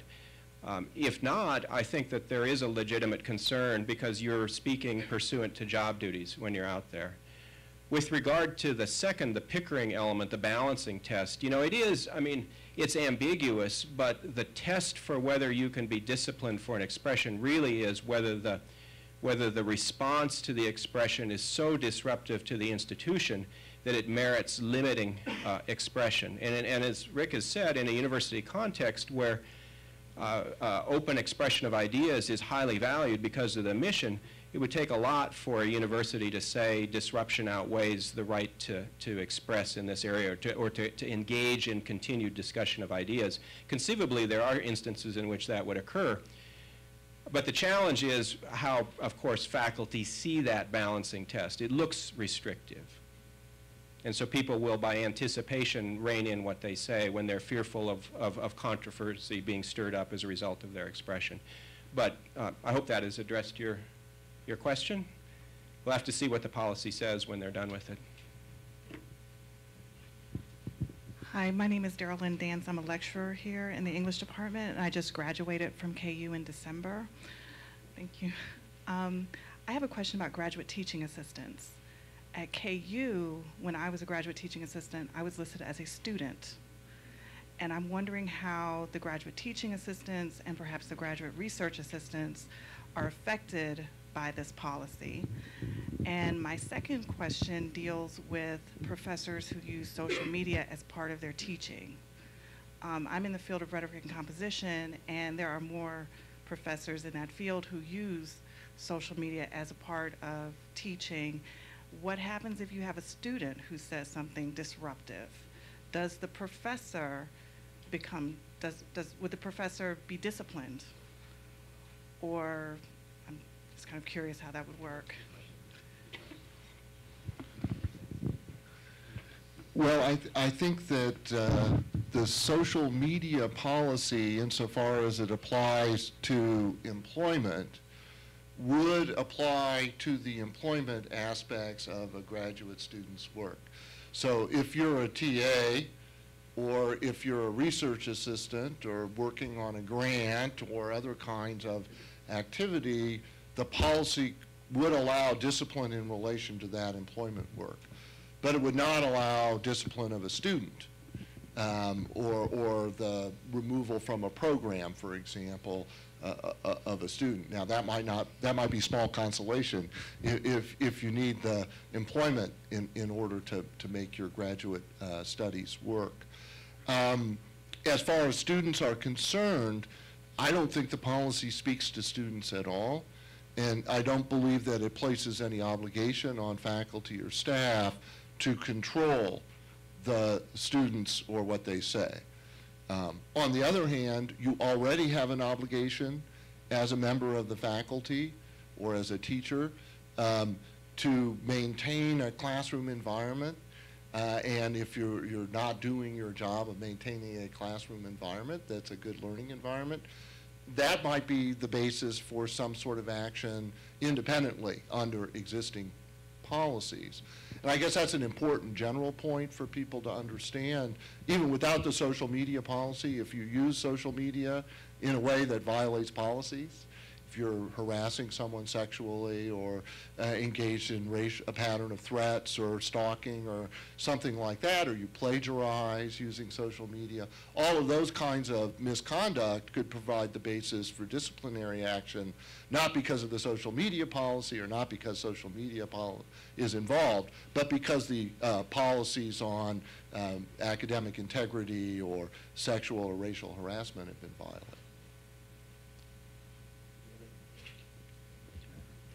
Hi, Ed Russell, KU. Thanks very much. I wonder if you could discuss the definition of social media. When the publicity has tended to mention Facebook and Twitter as though that's the universe. Then when I read the policy, I saw that it applied to all electronic media. I wasn't sure, well, virtually everything I do in my work is electronic. Even if I publish a book, it appears in an ebook form. If I write a journal article, it appears online as well as in print. And then, so that's one thing about the definition, and I know that the working group also seemed to accept this definition of all electronic media. So I'd be interested in your reflecting on that.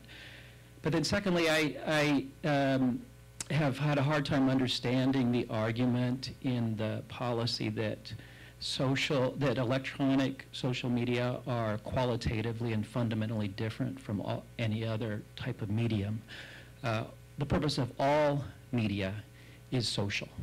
It's to communicate ideas from one human being to another, which seems like the interaction between two or more human beings seems to me the definition of social. So why are we carving out one particular area, and is this a step towards, I mean, in the end, since everything's online, it might not matter in a sense, but why are we even accepting this definition of social media, and is that the best way to conceive of this issue?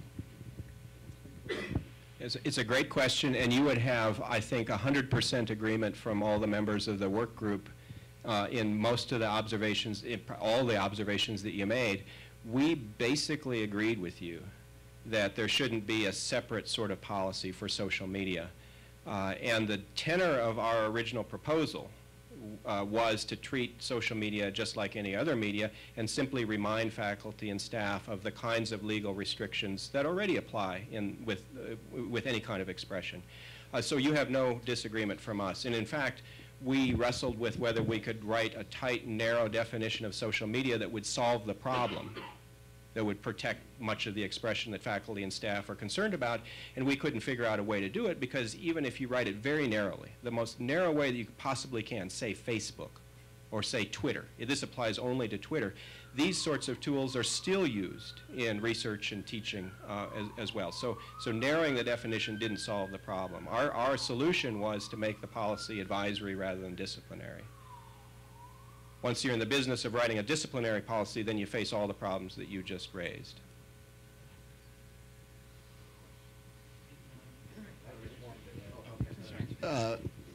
My general perception is that the regents thought social media was different because of the speed with which a poorly chosen phrase might be transmitted and the extent to which there can be an almost instantaneous flash fire around a controversial statement.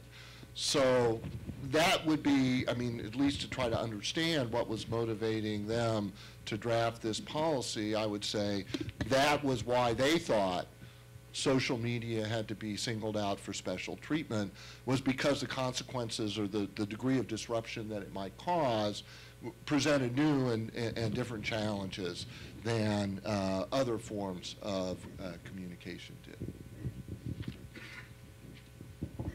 Yes, my name is Jerry Michelson. I'm professor of Russian studies and currently a member of the Faculty Senate. I have just three brief points to make. The first one has to do with the interface in our discussions between lawyers and non-lawyers. Rick Levy knows that I'm being absolutely disingenuous and sincere when I say about him on the floor of the Faculty Senate that I have the utmost respect for you, because as long as you're around, Rick, we do indeed have our lawyer. We don't have to pay extra money for a lawyer or a series of lawyers. By we, I mean the faculty and the staff and the students of this university. We have our lawyer. Thank heavens for that. Now, the second point in that same area there about this interface is I think that we have made tremendous progress in the right direction by starting from the launching pad of legal advice, most of it from Rick Levy and therefore sage legal advice. But we have also moved beyond that stage with the appointment of and the tremendous amount of work that was done during these past few months by the Joint Committee, co-chaired by Charles Epp, who I did not even know personally until this all started, but for whom I have tremendous respect. And I think his role and his voice is going to continue to be one that we should all listen very, very, very carefully to in the future. But in that same area there, I think, Richard DeGeorge, I'm going to quote you here, and if I'm misinterpreting some of the implications of what you said a week ago at the other forum, I'm sorry about that, but the main point that Richard DeGeorge made when there was a panel discussing the future university is that whatever shape or form or size it takes, that the decision-making at universities has to be made, should be made at least, by those who have the most knowledge, and knowledge of the issues, knowledge of how a university functions in its laboratories, research, in its studies and classrooms and so on. And so what I'm suggesting here is that movement that we've made from the Levy stage to the Epp stage of this, without losing Levy, I hope, is one we have to continue moving towards. And since the term university governance has been used a number of times here, several times by Charles Epp himself, this is what I'm aiming at, is that ultimately what kind of a policy we have at this university for the use of social media has to be one that is determined by what we call joint governance, not just as a phrase, empty or half full or whatever, but as a reality so that it satisfies the expectations not only of the administration of the university, current administration, but also the majority or even vast majority of the staff members, faculty members in our university. The second item that I want to make a brief comment or two, and there is a question here, because I'm going to ask anyone who wishes to respond to this. I was present and listened very, very carefully to all of the discussion that took place on Friday between the president of KBUR, Fred Logan, and those of us who were there. I was among those many who expressed our gratitude to him for coming all the way from Topeka to Lawrence, and spending all that time in a room with us. And there were a number of staff people there, incidentally. They may have even outnumbered the faculty members, and that's for good reason, because as many people have mentioned already, the amount of anxiety that has been caused by all this is much, much greater than is the anxiety experienced by faculty members. Now, after that was a sincere expression of gratitude, because we saw him face to face. He's a human being of a certain height and weight and so on, manner of speaking. Now, before I made my remarks there, I expressed some apprehension about what seemed to me to be a fact, and that is that in the first hour or so of that interface, we did not seem to be speaking the same language. We were trying to bring to his attention the kinds of concerns which we have heard today, which we've heard a number of times in the faculty university senates and in the corridors of the university for the past almost entire academic year. And the only response that we got to these is that, in a sense, I'll put this in my pipe and smoke it. These are things I'm glad to be hearing, and it's important for me to hear them. But at no time did I have the impression that he was really prepared even to take any of those suggestions seriously. In fact, he repeated a number of times that the policy, those elements of the policy that we are the most concerned about and which cause the most apprehension on our part are not going to be removed. Now, we've heard some possible refinements of that from Chuck Epp and from Richard Levy, and we certainly hope that those softening measures, or whatever we want to call them, for example, in the area of due process, if it actually says there that the next Booth case will be adjudicated not just in the Chancellor's suite and in the Provost's offices, but down in the disciplines and the schools and so on. That's fine. But ultimately, I came to the conclusion, and I hope that I'm wrong about this, that the service that was done by that meeting with Fred Logan the other day was not very great to our cause. I'm not prepared to go as far as to say that it was merely a publicity stunt on anybody's part, although that's perhaps the worst case scenario, as it could turn out to be just that. Now, the last point I want to make is a warning of sorts, and I hope that I will not, no one will reach the conclusion that I'm trying to foment violence here or invoke a revolution within the university. But I've been trying to get the university senate and the faculty senate to think a little bit about, down the road a little bit now, as to what the consequences might be if this policy comes out, as we all expect it to come out, with those ugly provisions still in it. Now, it could be, as has happened many, many times in the past, that there will be an initial period of grudging acceptance or resignation, and it'll be followed by apathy. And that's a very common response in universities to, unfavorable news. But I don't think that's going to happen in this case. Of course, if they accept the essence of the et cetera report, that means that they will, in a sense, be doing a complete flip-flop here. Then we will be greatly relieved. Our respect for the Board of Regents as an as an indispensable institution in our system will be greatly enhanced, and we will go on with our work in research and teaching and service and so on. Now, whether in that unlikely case we will turn out to be, as Provost Ritter has expressed a number of times, as at least as a hope, that we will become a model for the rest of the country, I rather doubt that.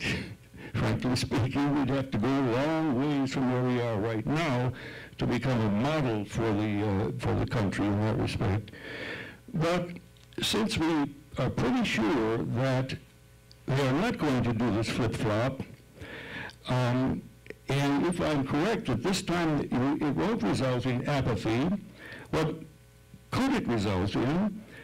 And even before the next Booth-like case comes forward, there could be a much more active kind of reaction, not only on the part of faculty and staff, but even on students, because students are on the university senate, for example, and their amount of interest and alertness and motion on this subject has increased over the past several months, not only when they're in sight of us, but when they're alone in their senates and so on.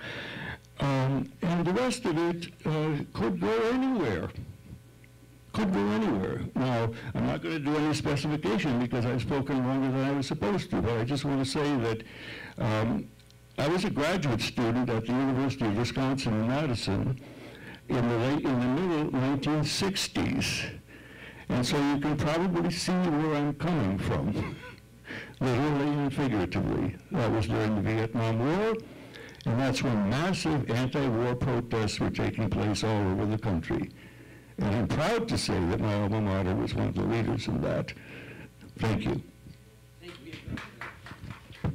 We have about 3 minutes to respond to that, and then we're taking a break. So response from our speakers, or just go right to break? I'd like to say a few words. Let Chris All right, say a few we'll give words. Chris. Would you like to take, after Chris says a few words, Then we'll take a break. There's some refreshments, and then come back about 3:30 because there's more. And then we have to discuss Plan B. Right. So I'm Chris Sorensen. I'm from K-State. I'm also a product of the late 60s. I have a great deal of empathy from that point of view.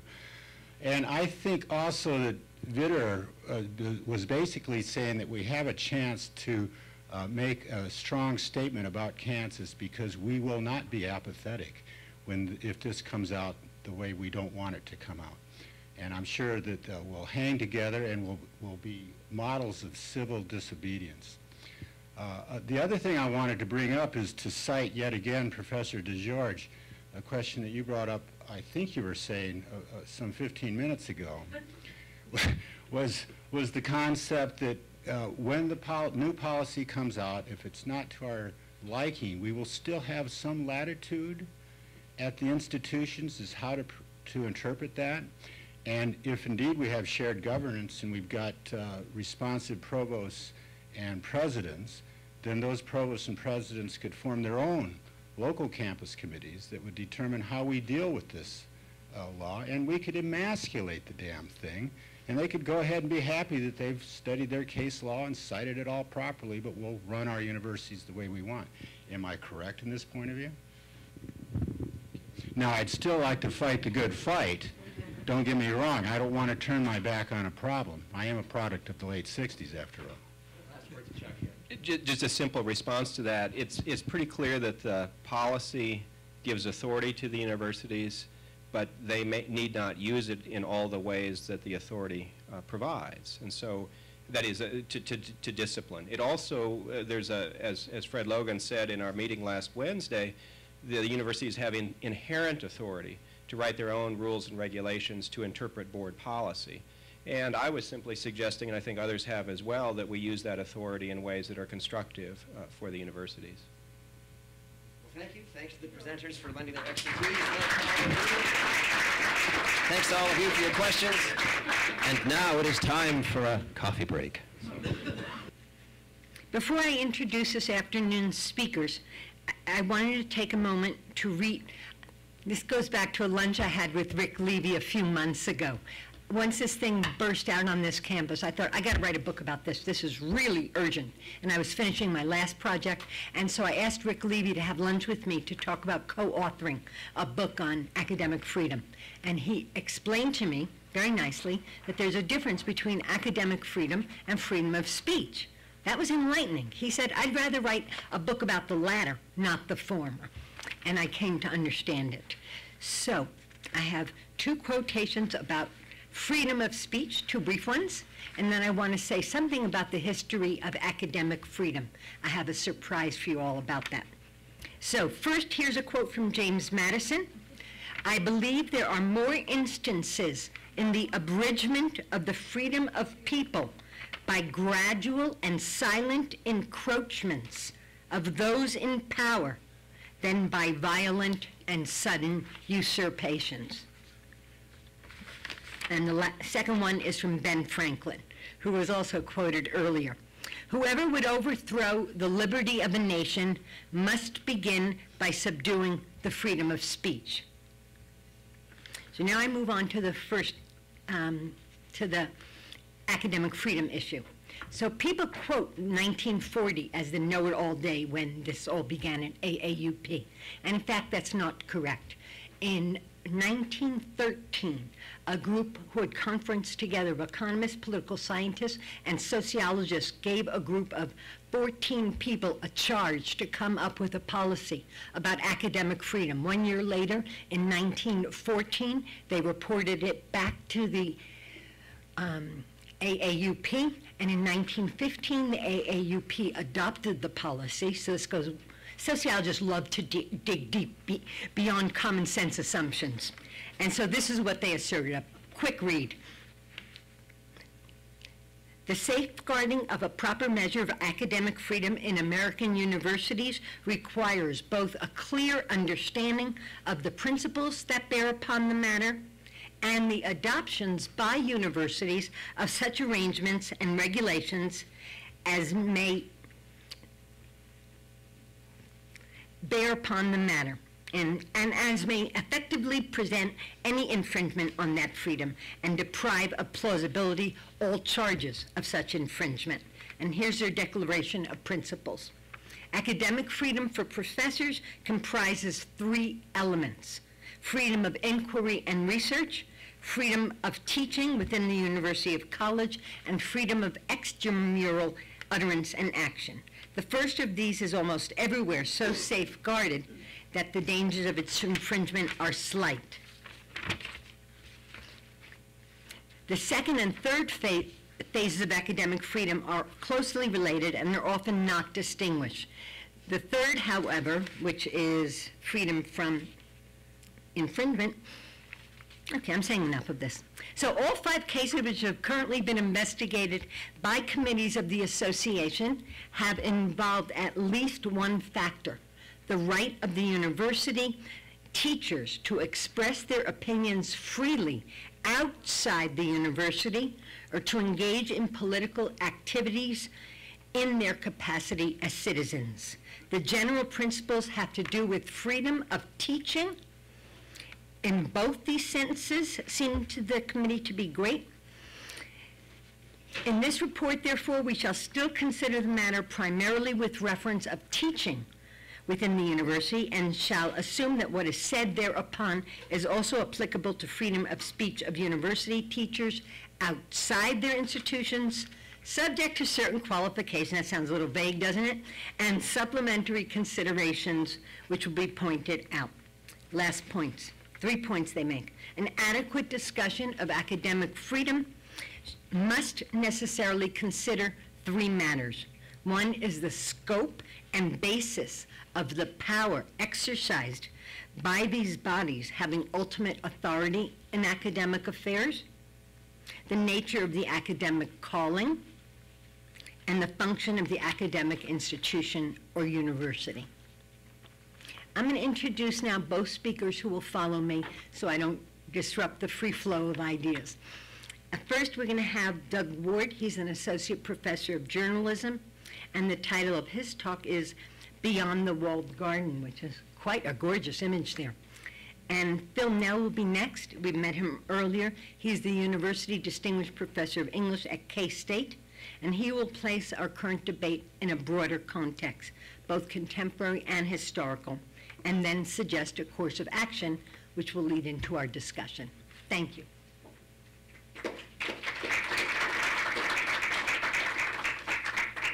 So thank you. I am not a member of the Distinguished Professors Group, and I appreciate the chance to speak with you. From talking with Susan and from Chuck, I've talked with Chuck a few times, and I'm just really happy with the direction that his group went, and I think that it's right on the mark, and I really appreciate that, Chuck.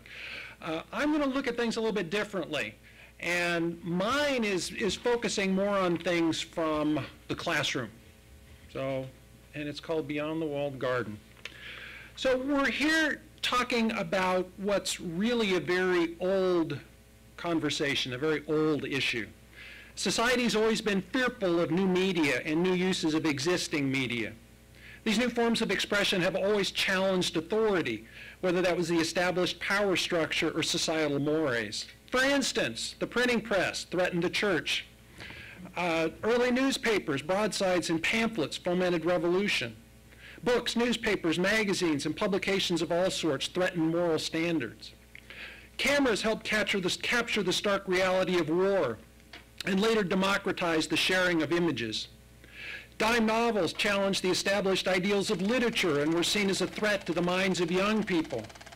Movies offered a way to harness a moving reality, mesmerizing audiences that had known only live theater, and even causing trepidation among some as enormous images filled giant screens. Magazines stirred up the muck. Tabloid newspapers pushed the boundaries of taste.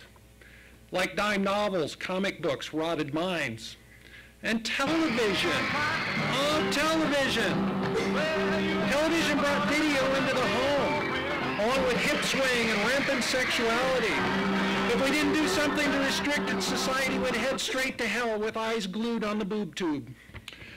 All these forms of media gave people new choices that didn't fit into established views. That, of course, led to calls for barriers to keep people, especially young people, inside what I call a walled garden. We see that today with the internet and with social media. A year or so ago, I spoke to a high school class and planned to demonstrate the use of Twitter, YouTube, and other forms of social media for research and outreach. Sorry, I was told, we blocked those sites. We're afraid students will be too distracted. At the university, we don't block social media, but we still insist on keeping students within the walled garden of a learning management system. We're told to avoid use of various outside sites and tools because they're not secure, even though many of those digital tools allow us to do our jobs better and allow students to learn better. We're told we need social media policies to protect the university and the state from embarrassment. We're urged to stay within our own walled garden. I'm not discounting the value of safety and security, but if we don't push beyond that walled garden, we lose important opportunities to help our students explore these strange new media worlds. We all have digital identities beyond that walled garden, whether we help shape them or not. And if we don't shape our own digital identities, someone else will shape them for us in ways we have no control over. I tell my students that frequently, and I help them learn to maneuver in this digital world by creating digital portfolios, researching with social media, and envisioning new ways of reaching out to audiences with phones and other mobile devices. This digital culture thrives on participation.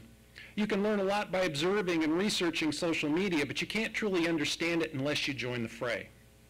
One of my efforts to help students with this is a class called Infomania. Infomania was created to help students gain better research skills in a digital information age.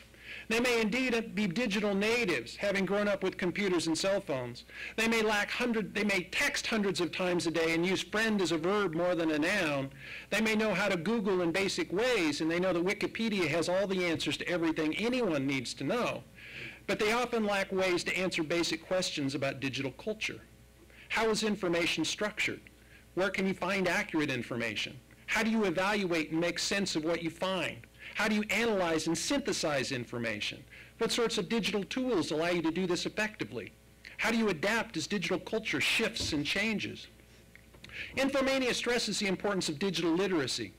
That's a concept that encompasses all the skills I just mentioned, but also encourages participation in what I call the wild web. My class helps students push beyond complacency and look at information and digital tools as means for solving problems. They work individually to curate information, that is, to gather useful and interesting material on a focused topic and to present it for potential audiences. This process not only helps them learn about a topic, but also about audiences and helps them learn about their own interests. Students often struggle with this and often change their topics as they find they aren't as interested in something as they thought they were. Some students continue on with their projects after class ends. One has turned her project into a blog that has hundreds of followers. In part because of that, she was recently invited to Fashion Week in New York City. My students also work in groups to identify problems they can solve with digital information. They research the topics and the potential forms of digital tools they might use, and then create things like websites, ebooks, and app prototypes to demonstrate the potential of digital information. This is just a sampling of the types of things that students can do when you turn them loose with digital tools. This approach doesn't always work, believe me. Many students struggle with the freedom they have to explore on their own. Some projects founder. One student said my class was the worst in the university, and I regularly get complaints that I don't provide enough direction. And I admit to that, that's true. I want students to find their own way, with guidance, of course. And yet many students have come away empowered. Here's what a few of them have said. I've definitely changed the way I look at media, and it's awesome because I feel more focused in things I want to accomplish in media. I like music, and I know the importance now of seeking help of others to challenge ideas and to help produce bigger picture products. My perception has changed in ways since the beginning of the class. I've realized how many things connect together in some way. Many things connect in my journalism classes and even my non-journalism classes. I now see connections better than before because this class taught me how to synthesize and put the pieces together. Also, I have a better conception about research. I'm much more confident in my skills. My perspective definitely changed, said another student, while I was facing all these goals and working on the group project. For example, I knew before that I could use things I learned in class for my professional life, but I never thought that I could use class projects directly in my professional life. Our group is planning on continuing to work with our creative platform after the semester is over, and I'm hoping my role and lessons from the project, I'm using my role and lessons from my project in my resume and cover letters for my job. Another student says, not only do I have a better grasp of our technological resources, but I feel as if I'm much better equipped to navigate the internet and digital tools in general and understand the myriad forms of research that are available to us. I've evolved into a better critical thinker, discerning reader, and savvy researcher. Students want and they need to know much more about how we use all types of media. And the more we can help them, the more we can help them navigate this wild web, the better. The more that we can provide that guidance that they're so seeking, the better off they will be in the long run, and the better off we will be in the long run as well. I don't have all the answers, but I want students to leave empowered with the idea that they can thrive beyond the walled garden. Students want our help. So I'll leave you with this thought. As we look beyond the walled garden, what are we so afraid of? Thank you.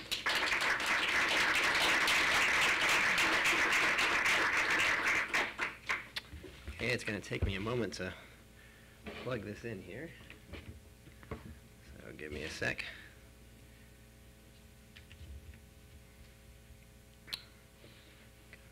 Sync that. And get this up. And let me see here.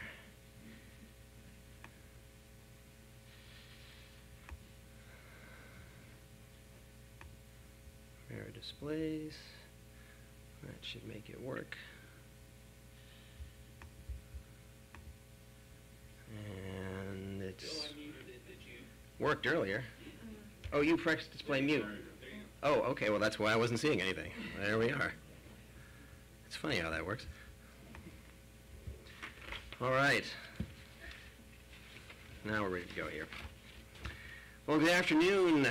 Thanks to everybody for coming, to KU for hosting, to all the speakers before for their thoughtful presentations, which I wish I'd heard before writing my part thoughtful, part polemical presentation you're about to hear. And of course, thanks to Susan Kemper for organizing this. I'm Phil Nell on Twitter. The Board of Regents is KS Regents, and as you know, the hashtag for this conference is FreeSpeechKS.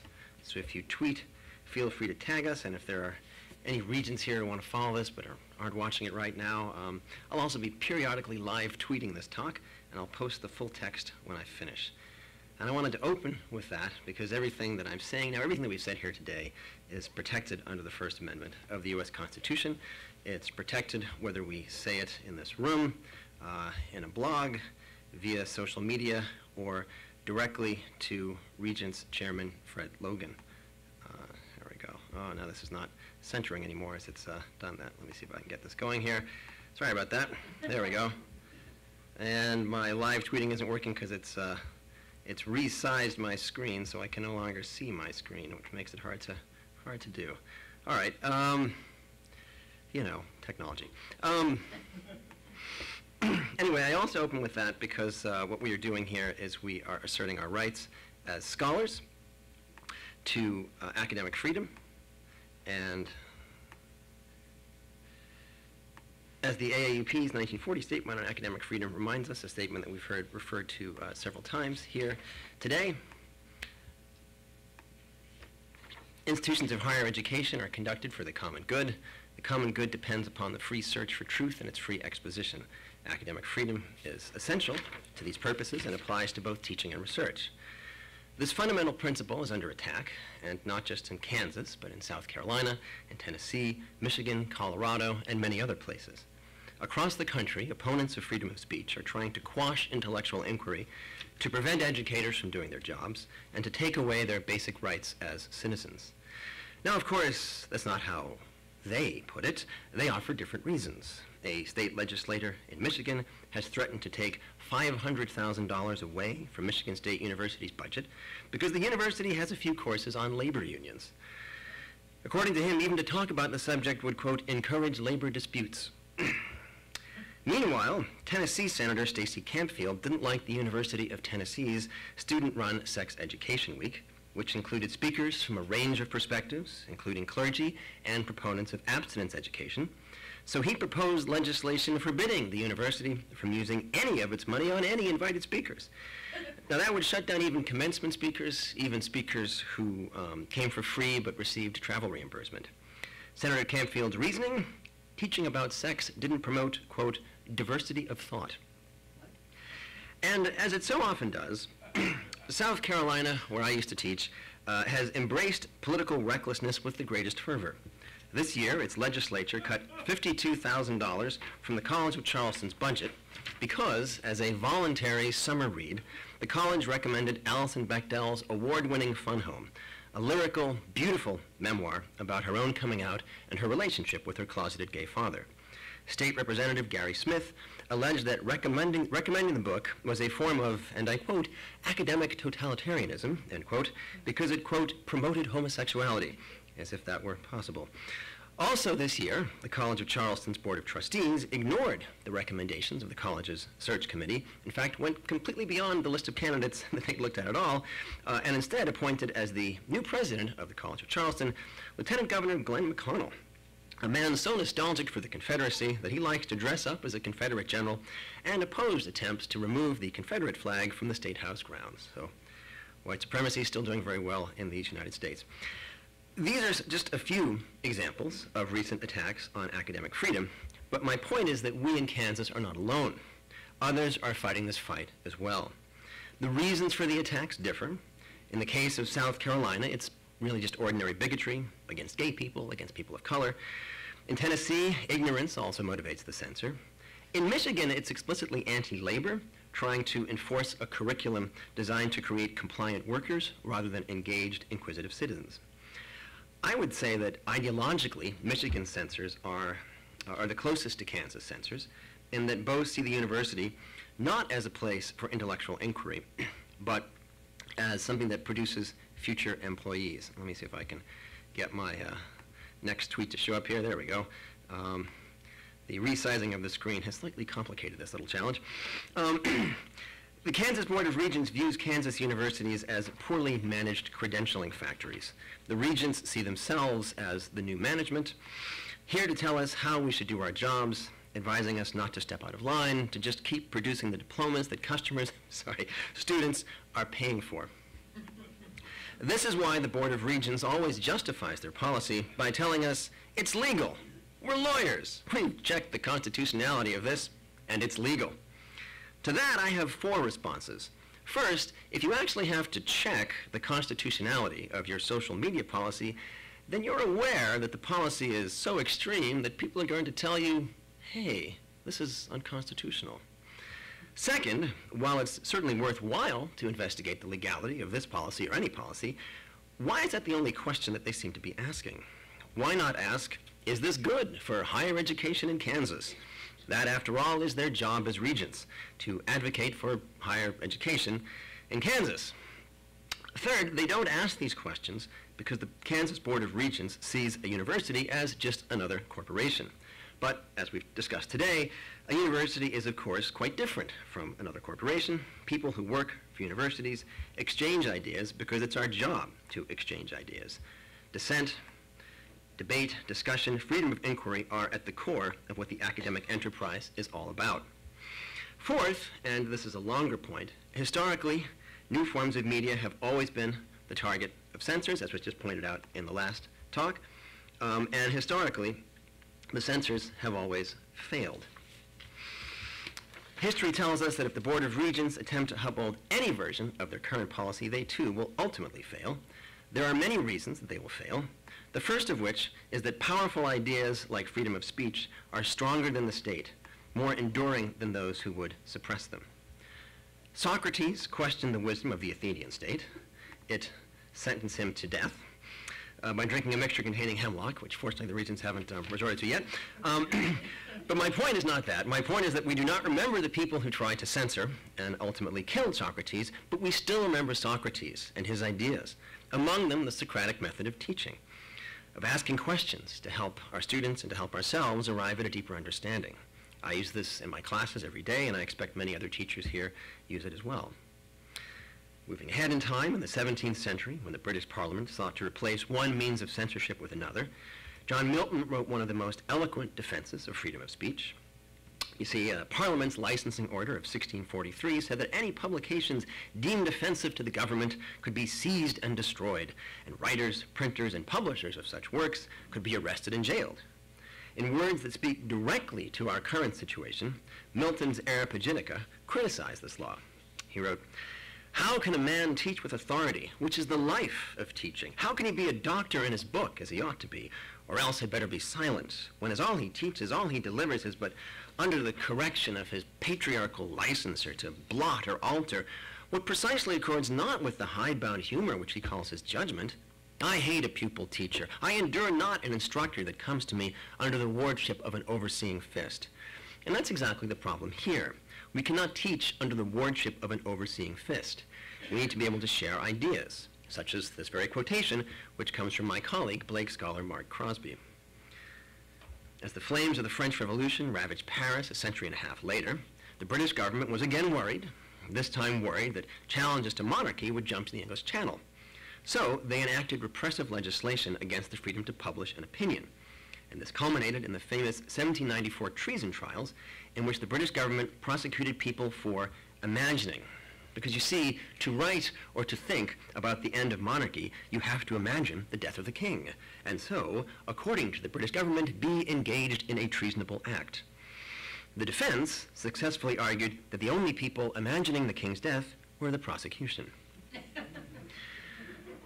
One of the pieces of writing that emerged from this period, and again my thanks to my colleague Mark Crosby for pointing me to it, William Godwin's Political Justice offered this vigorous and eloquent defense of freedom of speech that offers guidance to us today.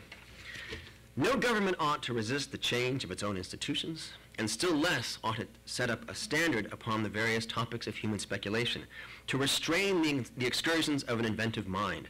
It is only by giving a free scope to these excursions that science, philosophy, and morals have arrived at their present degree of perfection, or are capable of going on to that still greater perfection. And this, again, I think, is what the Regents resist understanding. The excursions of an inventive mind, and giving a free scope to these excursions, is the very purpose of higher education. In restraining these excursions, the Regents attack our core mission. So, back to the present. What to do? In Tennessee, people protested, and in the face of strong opposition, Senator Campfield's bills died after he failed to bring them up for a vote prior to the deadline. In South Carolina, the College of Charleston Student Government and Faculty Senate have voted no confidence in their Board of Trustees. Students and faculty have taken to the streets. This past Monday, the cast of the off-Broadway musical adaptation of Alison Bechdel's Fun Home performed scenes from the play at the college. Now, I wrote this before hearing all of the reports, but my sense, before hearing of all the reports, and still somewhat my sense, is that at their May meeting, the Board of Regents will present a revised policy that adds language affirming academic freedom to a policy that eviscerates academic freedom. And again, I hope I'm wrong about this, but my sense is that they're going to present this incoherent policy as a compromise, deliberately ignoring the fact that when you add pieces of an A policy, the work group's revision, to an F policy, the Regent's original, you do not magically transform that F into an A. You get maybe, I don't know, D minus. So, in response, I propose that we say that we have no confidence in the Kansas Board of Regents leadership, demand that they resign, and call for reform in how regents are selected. Selecting a regent should not be an act of political patronage. People who oversee higher education should actually know something about higher education. I would not presume to tell Regent Logan how to run his law firm, and yet Mr. Logan presumes that he knows what's best for higher education. Logan and the regent's aggressive indifference to the recommendations of the work group, at least as I read it in the press, perhaps I'm wrong here, but what I saw is their aggressive indifference to these recommendations, that their condescension towards the faculty, staff, and students that they ostensibly oversee is a clear signal that they have no business serving as regents. But we need to do more than this. We need to challenge the pervasive argument that education should follow a business model. Higher education provides a public good. We must, as Thomas Jefferson wrote, educate and inform the whole mass of the people. They are the only sure reliance for the preservation of our liberty. That is the purpose of higher education, and it is the purpose that our current regents reject. The Board of Regents don't seem to care that their repressive policies threaten the ability of Kansas universities to attract the very best faculty. After all, given the current academic job market, Kansas universities will still find people to staff the classes. Sure, they may not be the best, but so what? Diminishing the value of a Kansas University degree does not trouble the regents because they have no interest in research. They simply want to funnel as many paying customers, students, as they can through the credential-granting business, university. Because you measure the value of a university by how many degrees it grants, don't you? Of course you don't. That attitude is dangerous. It threatens not just higher education, but the republic itself. Education is not just about producing diplomas. It is about thinking. It is about challenging assumptions. It is about nurturing an informed citizenry who are willing to challenge the assumptions of those who govern them. It is about making people uncomfortable in ways that may impair harmony among coworkers or discipline by superiors, in ways that may not be in the best interest of whomever is running a university at any given time. A university is about precisely what the Kansas Board of Regents policy prohibits. And so, it's time for these regents to step down, and it's time for Kansans to fight back. Thank you.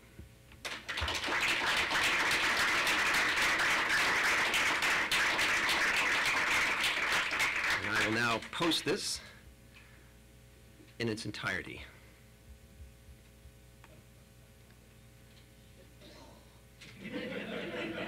There we go. Posted and tweeted. So, anyway, we have time for questions, I think. So. Oh, and I should roll my credits, too, while we get the questions going here. Sorry, I meant to get that in there as well.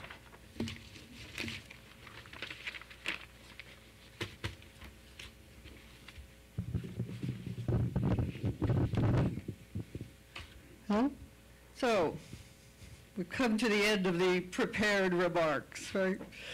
Where do we go from here? What's Plan B? Phil has called for votes of no confidence. That's one alternative. There's another suggestion of wait and see what the revised policy might look like. Right? What do we do? How do we decide if it's acceptable, if it's not? Where do we go from here?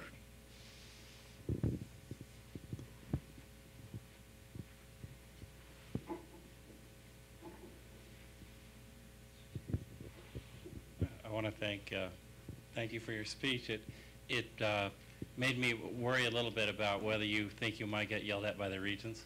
And is there a future in which, could we just be specific and say, would a speech like this fall within the restrictive area of this policy?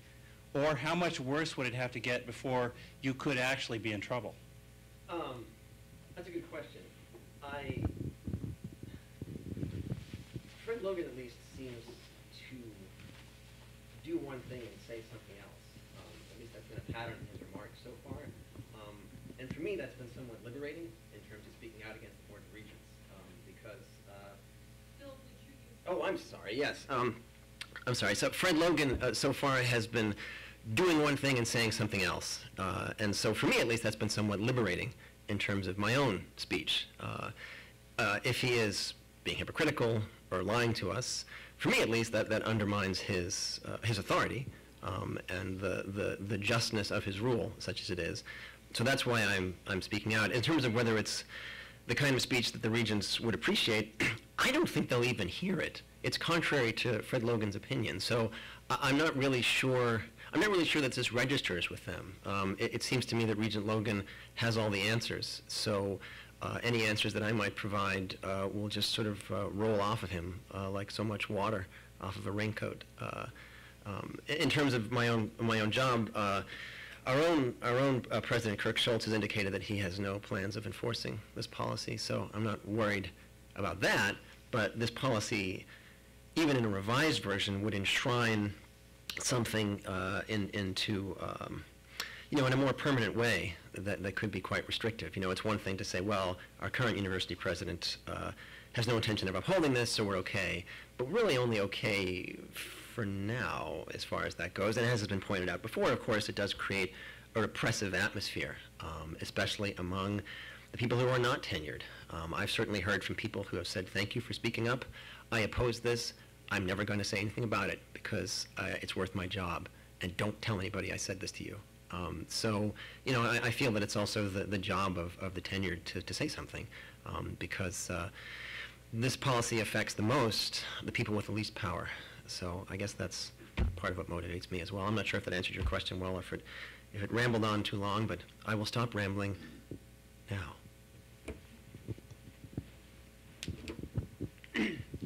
Yeah, well, I think we would all agree that we didn't come here just to commiserate and to wring our hands about how bad things are. I think we came here to first certainly discuss the situation, get the lay of the land, and then plan an action. Now, I think we need to plan that action now. I think we have to be ready to go when the new report comes out of the new rules, whatever they are, whatever we'll call it. And then once we're certain what our target is, then move with these plans. I think among those plans should be a vote of no confidence on the campuses. I think another plan should be, and I might add that some of these plans that I'm trying to speak about now were formulated in a van of radicals that drove from Manhattan to Lawrence earlier today. But some very good ideas came up. Another was perhaps some sort of civil suit, fighting these people in their own ballpark with legal issues. And then beyond that, I'm not entirely sure. But we need to resolve things to do that are concrete, and to use a pejorative, not academic, right?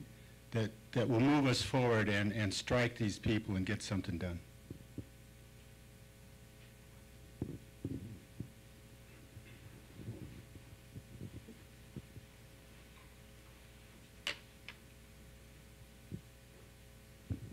Well, I'm an old union organizer, and I think that probably this is what we're talking about is organizing. But on the individual level, I think that what we could start doing is writing letters to the editor. And like a lot of people do these days, and I think that we've been pretty reluctant to tell the public exactly what's been going on. And I don't think the public knows what's going on. So I think each one of us could probably make that choice, since we're all academics, can write good letters to the editor. I think another thing we can do is that we can talk to our local legislature. I know that I've had this discussion with the person that represents me, and they're not happy at all about what the Board of Regents are doing. And so it's all these things together. Talking to our students about it, writing letters to the editor, talking to our neighbors about it. All right, again, it's not just our problem. The attack on First Amendment rights is serious these days. We talk about these isolated incidents, but it's not just that. I'm always reminded of Seymour Martin Lipset in his last chapter on Political Man, talks about how big business has always been hostile to the academic world. And that's probably one of the reasons why we want to keep at the forefront academic freedom. And so we have to protect our own interests. Now, in my institution, we do that because we're unionized, we're organized. And of course, that means a lot in terms of how we deal with individuals and how we deal with grievances, and of course, how we've dealt with the Board of Regents. So that's all I have to say.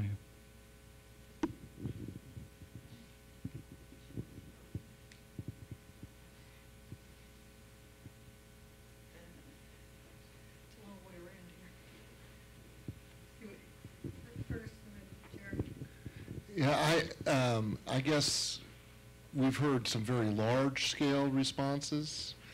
I want to suggest there's also smaller-scale responses within each university. So I guess what I see as the most concrete, specific step we can take going forward, regardless of what the final form of the Board of Regents policy is to adopt within our own universities policies that express the values that we've been discussing here. And whether or not you can get rid of the regents or convince them to reverse course or convince the legislature to abolish the Board of Regents and replace them with someone else, you can take concrete steps within each institution to protect academic freedom and First Amendment values. So I would strongly encourage that to be a big part of Plan B.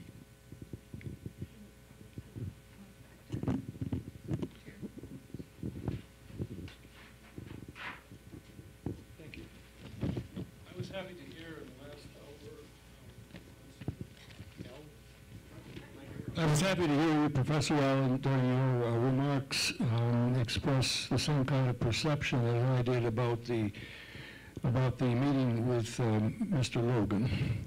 One thing. So I'm not going to go over that again.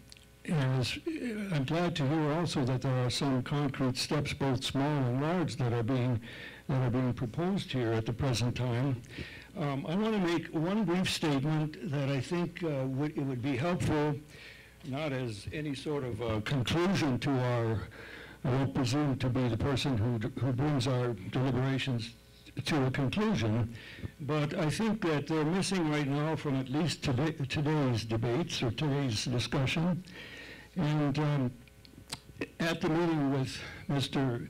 Logan, our most recent president of the Faculty Senate, Chris Stedman, who's in the room here, tried to get him to give some kind of a response to the question about the laws that are being considered right now having to do with the possession and use of guns on our campuses and indeed everywhere that we are, including apparently the places where we play and the places where we pray.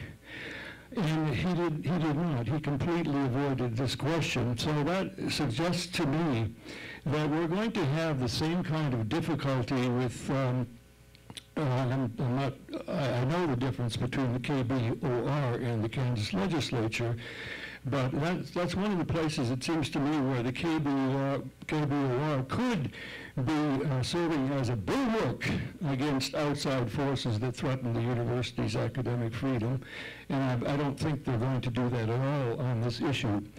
But getting back to the issue at hand, which is freedom of speech, I spoke yesterday, that day, I used the name of David Guth. And I only dared to use it because Mr. Logan had used it twice himself before that, so I thought it was safe ground. But then he responded to my use of it by saying that he didn't want to discuss the David Guth case at all. So I would like to not discuss the David Guth case, but just make a couple of remarks about it, which happen to reflect as precisely as I can my own point of view on this.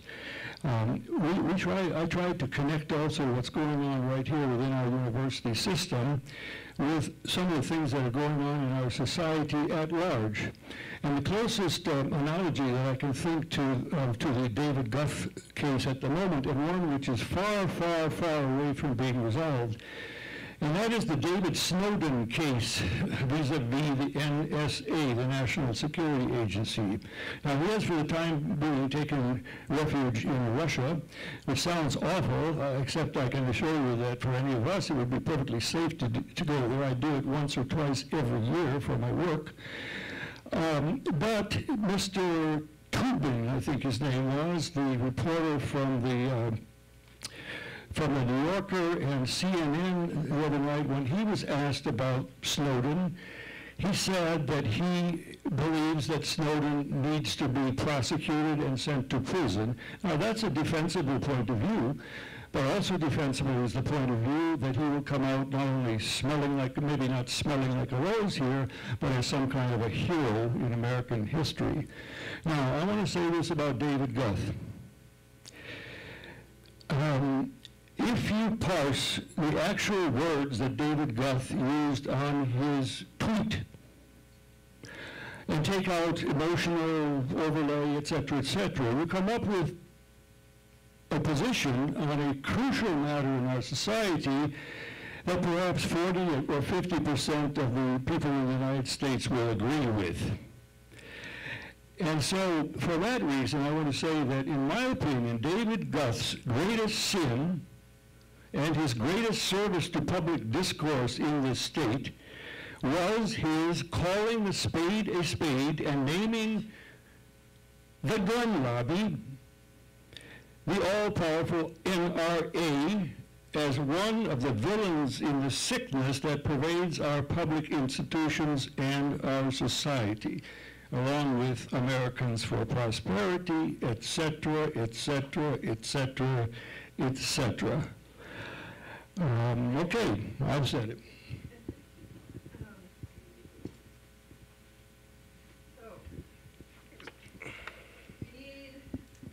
We need some concrete steps we can take, I think, here. Local, yeah. Local actions, individual actions. It is the understanding that the revised social media policy will be disseminated perhaps next week. My experience is it will appear at 4:45 p.m. on Friday evening, right? That seems to be when they announce things. But there will be an opportunity for public commentary. And I think it is critical for everyone to comment on that, what the revised policy may have gotten right, but also what are continuing concerns about the balancing, the disciplinary clause, the balancing clause, what's the current item 4.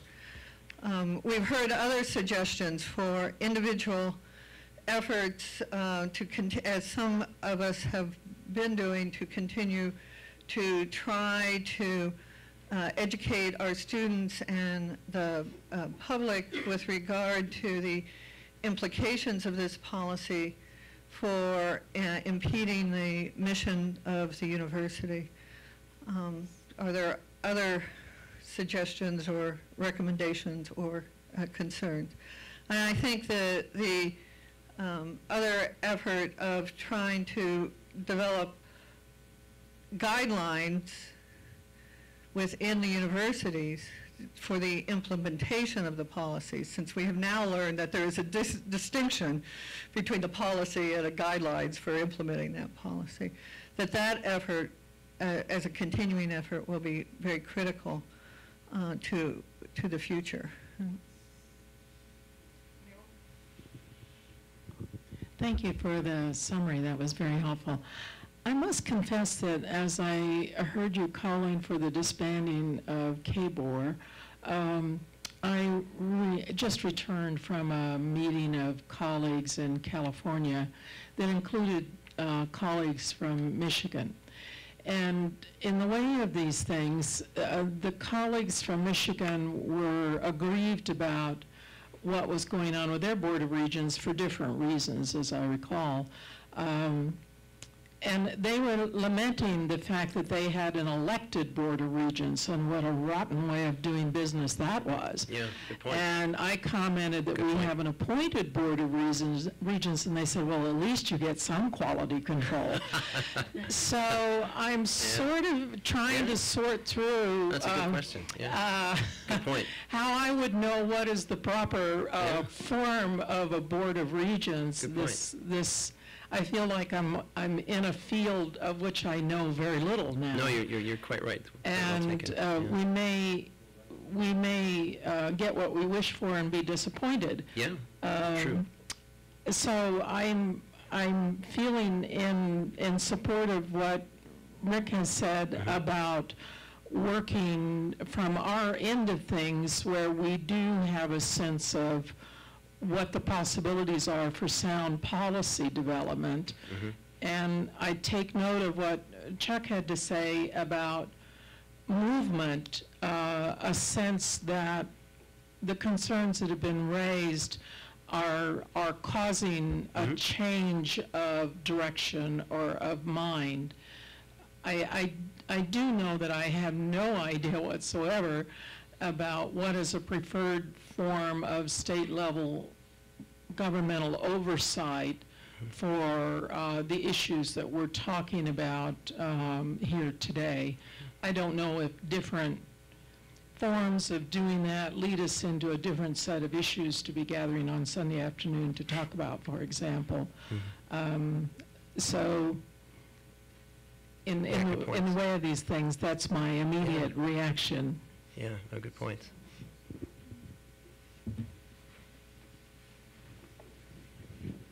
My name is Danny Anderson. I'm the Dean of the College of Liberal Arts and Sciences. And just as I listened to all the comments and the way that Mabel was echoing things here, I do want to say that it's crucial that we think about the way that we develop our own internal policies. Those are the places where we have a lot of expertise and a lot of insight into the best ways to do things that protect our mission.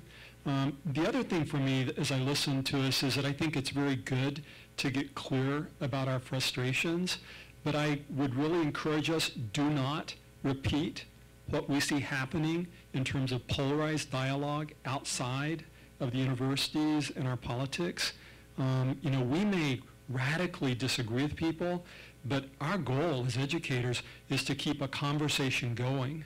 We need to be able to talk and not alienate people.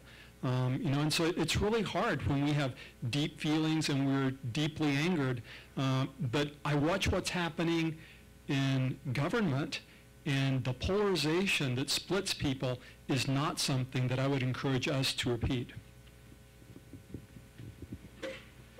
And I would like to say that I don't think I should be the spokesperson for this or anything. I'm not the, I lack the political skills necessary for this. So I'll be on sabbatical next year. I hope someone who's more politic will take up the reins. We'll hear from Richard, and then I have a comment. Yeah, I think I would second what Danny has said and what Rick said and what Mabel said, and I think it would be a mistake, really, to have any movement to oust or show lack of support or anything else of that sort to the Board of Regents, because there's a lot of pressure on the Board of Regents also. There's the legislature, which may be part of the problem, and they may be interested in supporting the university and keeping the legislature from doing something worse. I think it's a very complicated issue. And I don't think it's simply get rid of these people and the problem solved. And therefore, I wouldn't want to take that step without a great deal more information, without a great deal more study, and knowing what we're doing.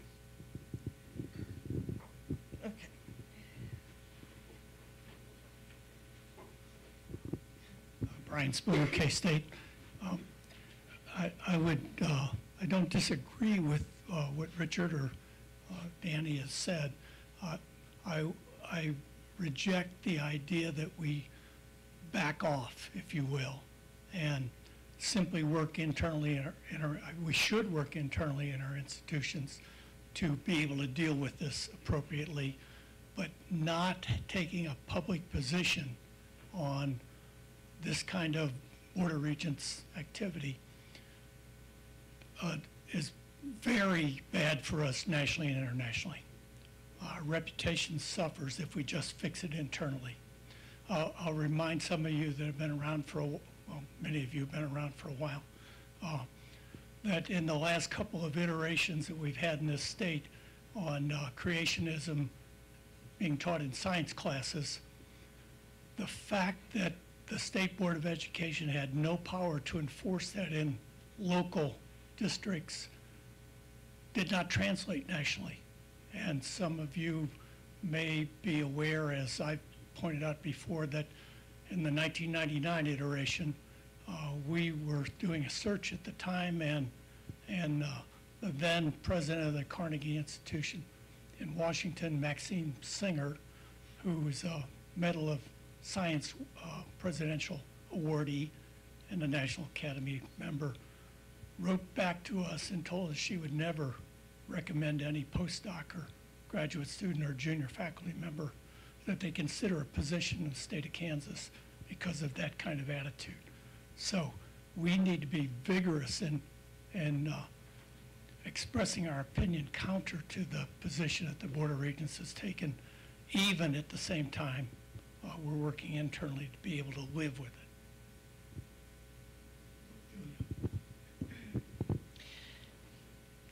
I think I agree very much, Brian, that for us to go silent at this point and accept the policy, it's hard for us to say what the policy language is going to be because we have not seen the revised draft, and we won't see it until it's complete. Hopefully we'll see it sooner than later. But as we look at it and we think about the post-tenure review policies that we've each had to adopt on our campuses over the past year, that was a policy that came down from the Board of Regents for each of the institutions to develop. They did not tell us how we had to do it. They did not tell us the content or the language that was going to be involved. I wonder for this policy why it has to be done in the way that it is currently, why it's being mandated, and that we are taking the initiative to have to create these policies on our own campuses under the language of the Board of Regents policy, rather than handling it the way that they did the post-tenure review. I also think that the work group's language specifically said that we would be developing such things on each of our campuses, just as we're suggesting here, without having to have the overarching policy of the Board of Regents. And I think that we can continue to ask for just that. That's the policy that I think that all of us agree, at least as I hear the conversation in this room, is the direction that we would like to see the Board of Regents go. And I don't think it contradicts at all what their intent is or what protection they might be trying to provide us from the Board of Regents. As I hear the conversation today, there are a couple of things that surfaced, and I guess I want to re-emphasize because I think a number of them tie together. One of them is waiting for the draft. We will be waiting for the draft, and until we see that, we cannot react. But once we see that draft language, we will be able to react, and I think there's a number of ways that we can do that. One, we can do public letters to the editor, and we've been doing that, and a number of us have been writing different letters in our different positions on our campuses. I think that we need to communicate with our legislators and try to gain support, because this, I think, was a reaction to some pressures that were coming from the legislator and from the political scene. Can we reverse that through pressures coming from other legislators? I think we have to think about what are the policies within our own universities, and if we can come forward to the Board of Regents and say we are ready and prepared for policies and are in the process of developing those, maybe we'll get that reaction rather than having to have this overarching policy.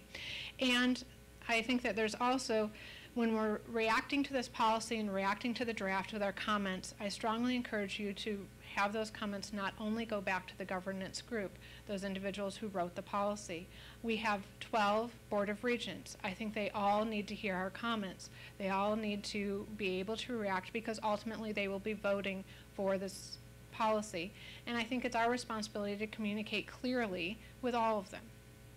And so those are the few things that I was thinking of as we go through this conversation. I'd like to suggest something else that I've been trying to think about and articulate, and that is we should do what we do best, that is we educate. I think we need to take the long view. Universities usually take the long view. We grant tenure. We take the long view of the process to granting tenure and the long view of what tenure means, even though it may have gotten a little shorter with the post-tenure review process, right? On a 7-year cycle now.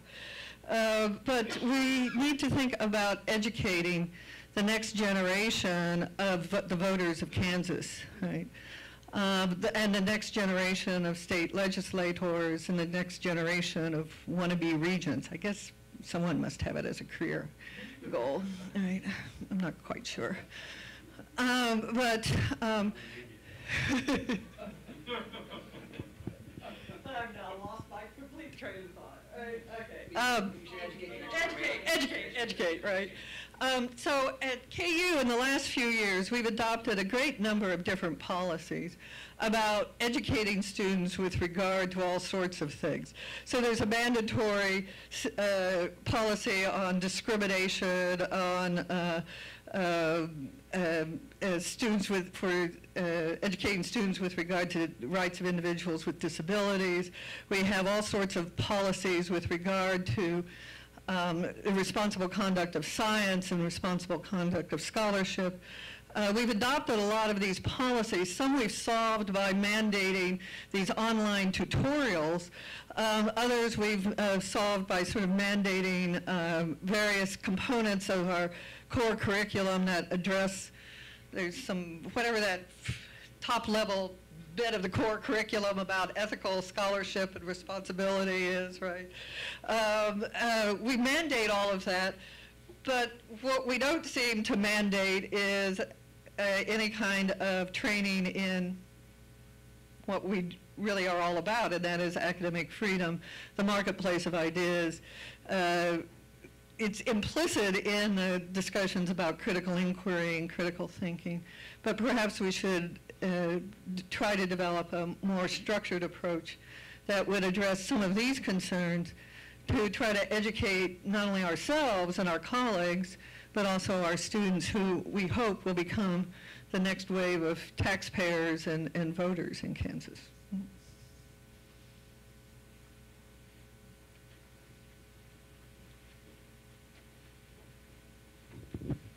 I'm an outsider. I'm from the public, but I also work at Metropolitan Community College, and I'm the administrative support to the Chancellor's Policy Review Committee.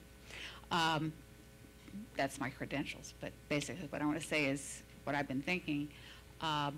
It would seem to me that if the Regents' policy is general tenor in this room is not acceptable, you know, the changes or the lack of changes, that what you might want to do, yes, individual policies for the different colleges in Kansas, but to articulate it, have the words be the same, so that what your response to the Regents' policy is such that it's absolutely clear to anyone who's digging into it at all that you're speaking in the same voice. That's just my thought.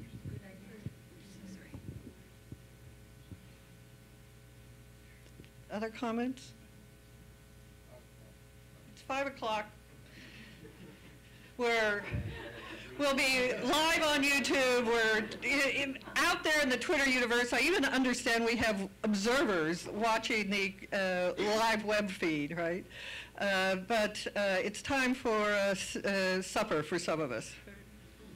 I was just going to finish with a brief comment. As an anthropologist, I study symbols, and symbolic language and other types of things I think are very important. But in the wake of this creationism discussions, the Hall Center here sponsored a series called Difficult Dialogues. And I think we must make it clear that we are having difficult dialogues.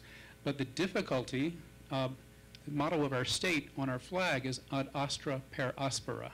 We must approach these difficulties, and we must sustain the dialogues. And I think that symbolic speech resonates with what it is that is the task at hand. Thank you all. Thank you.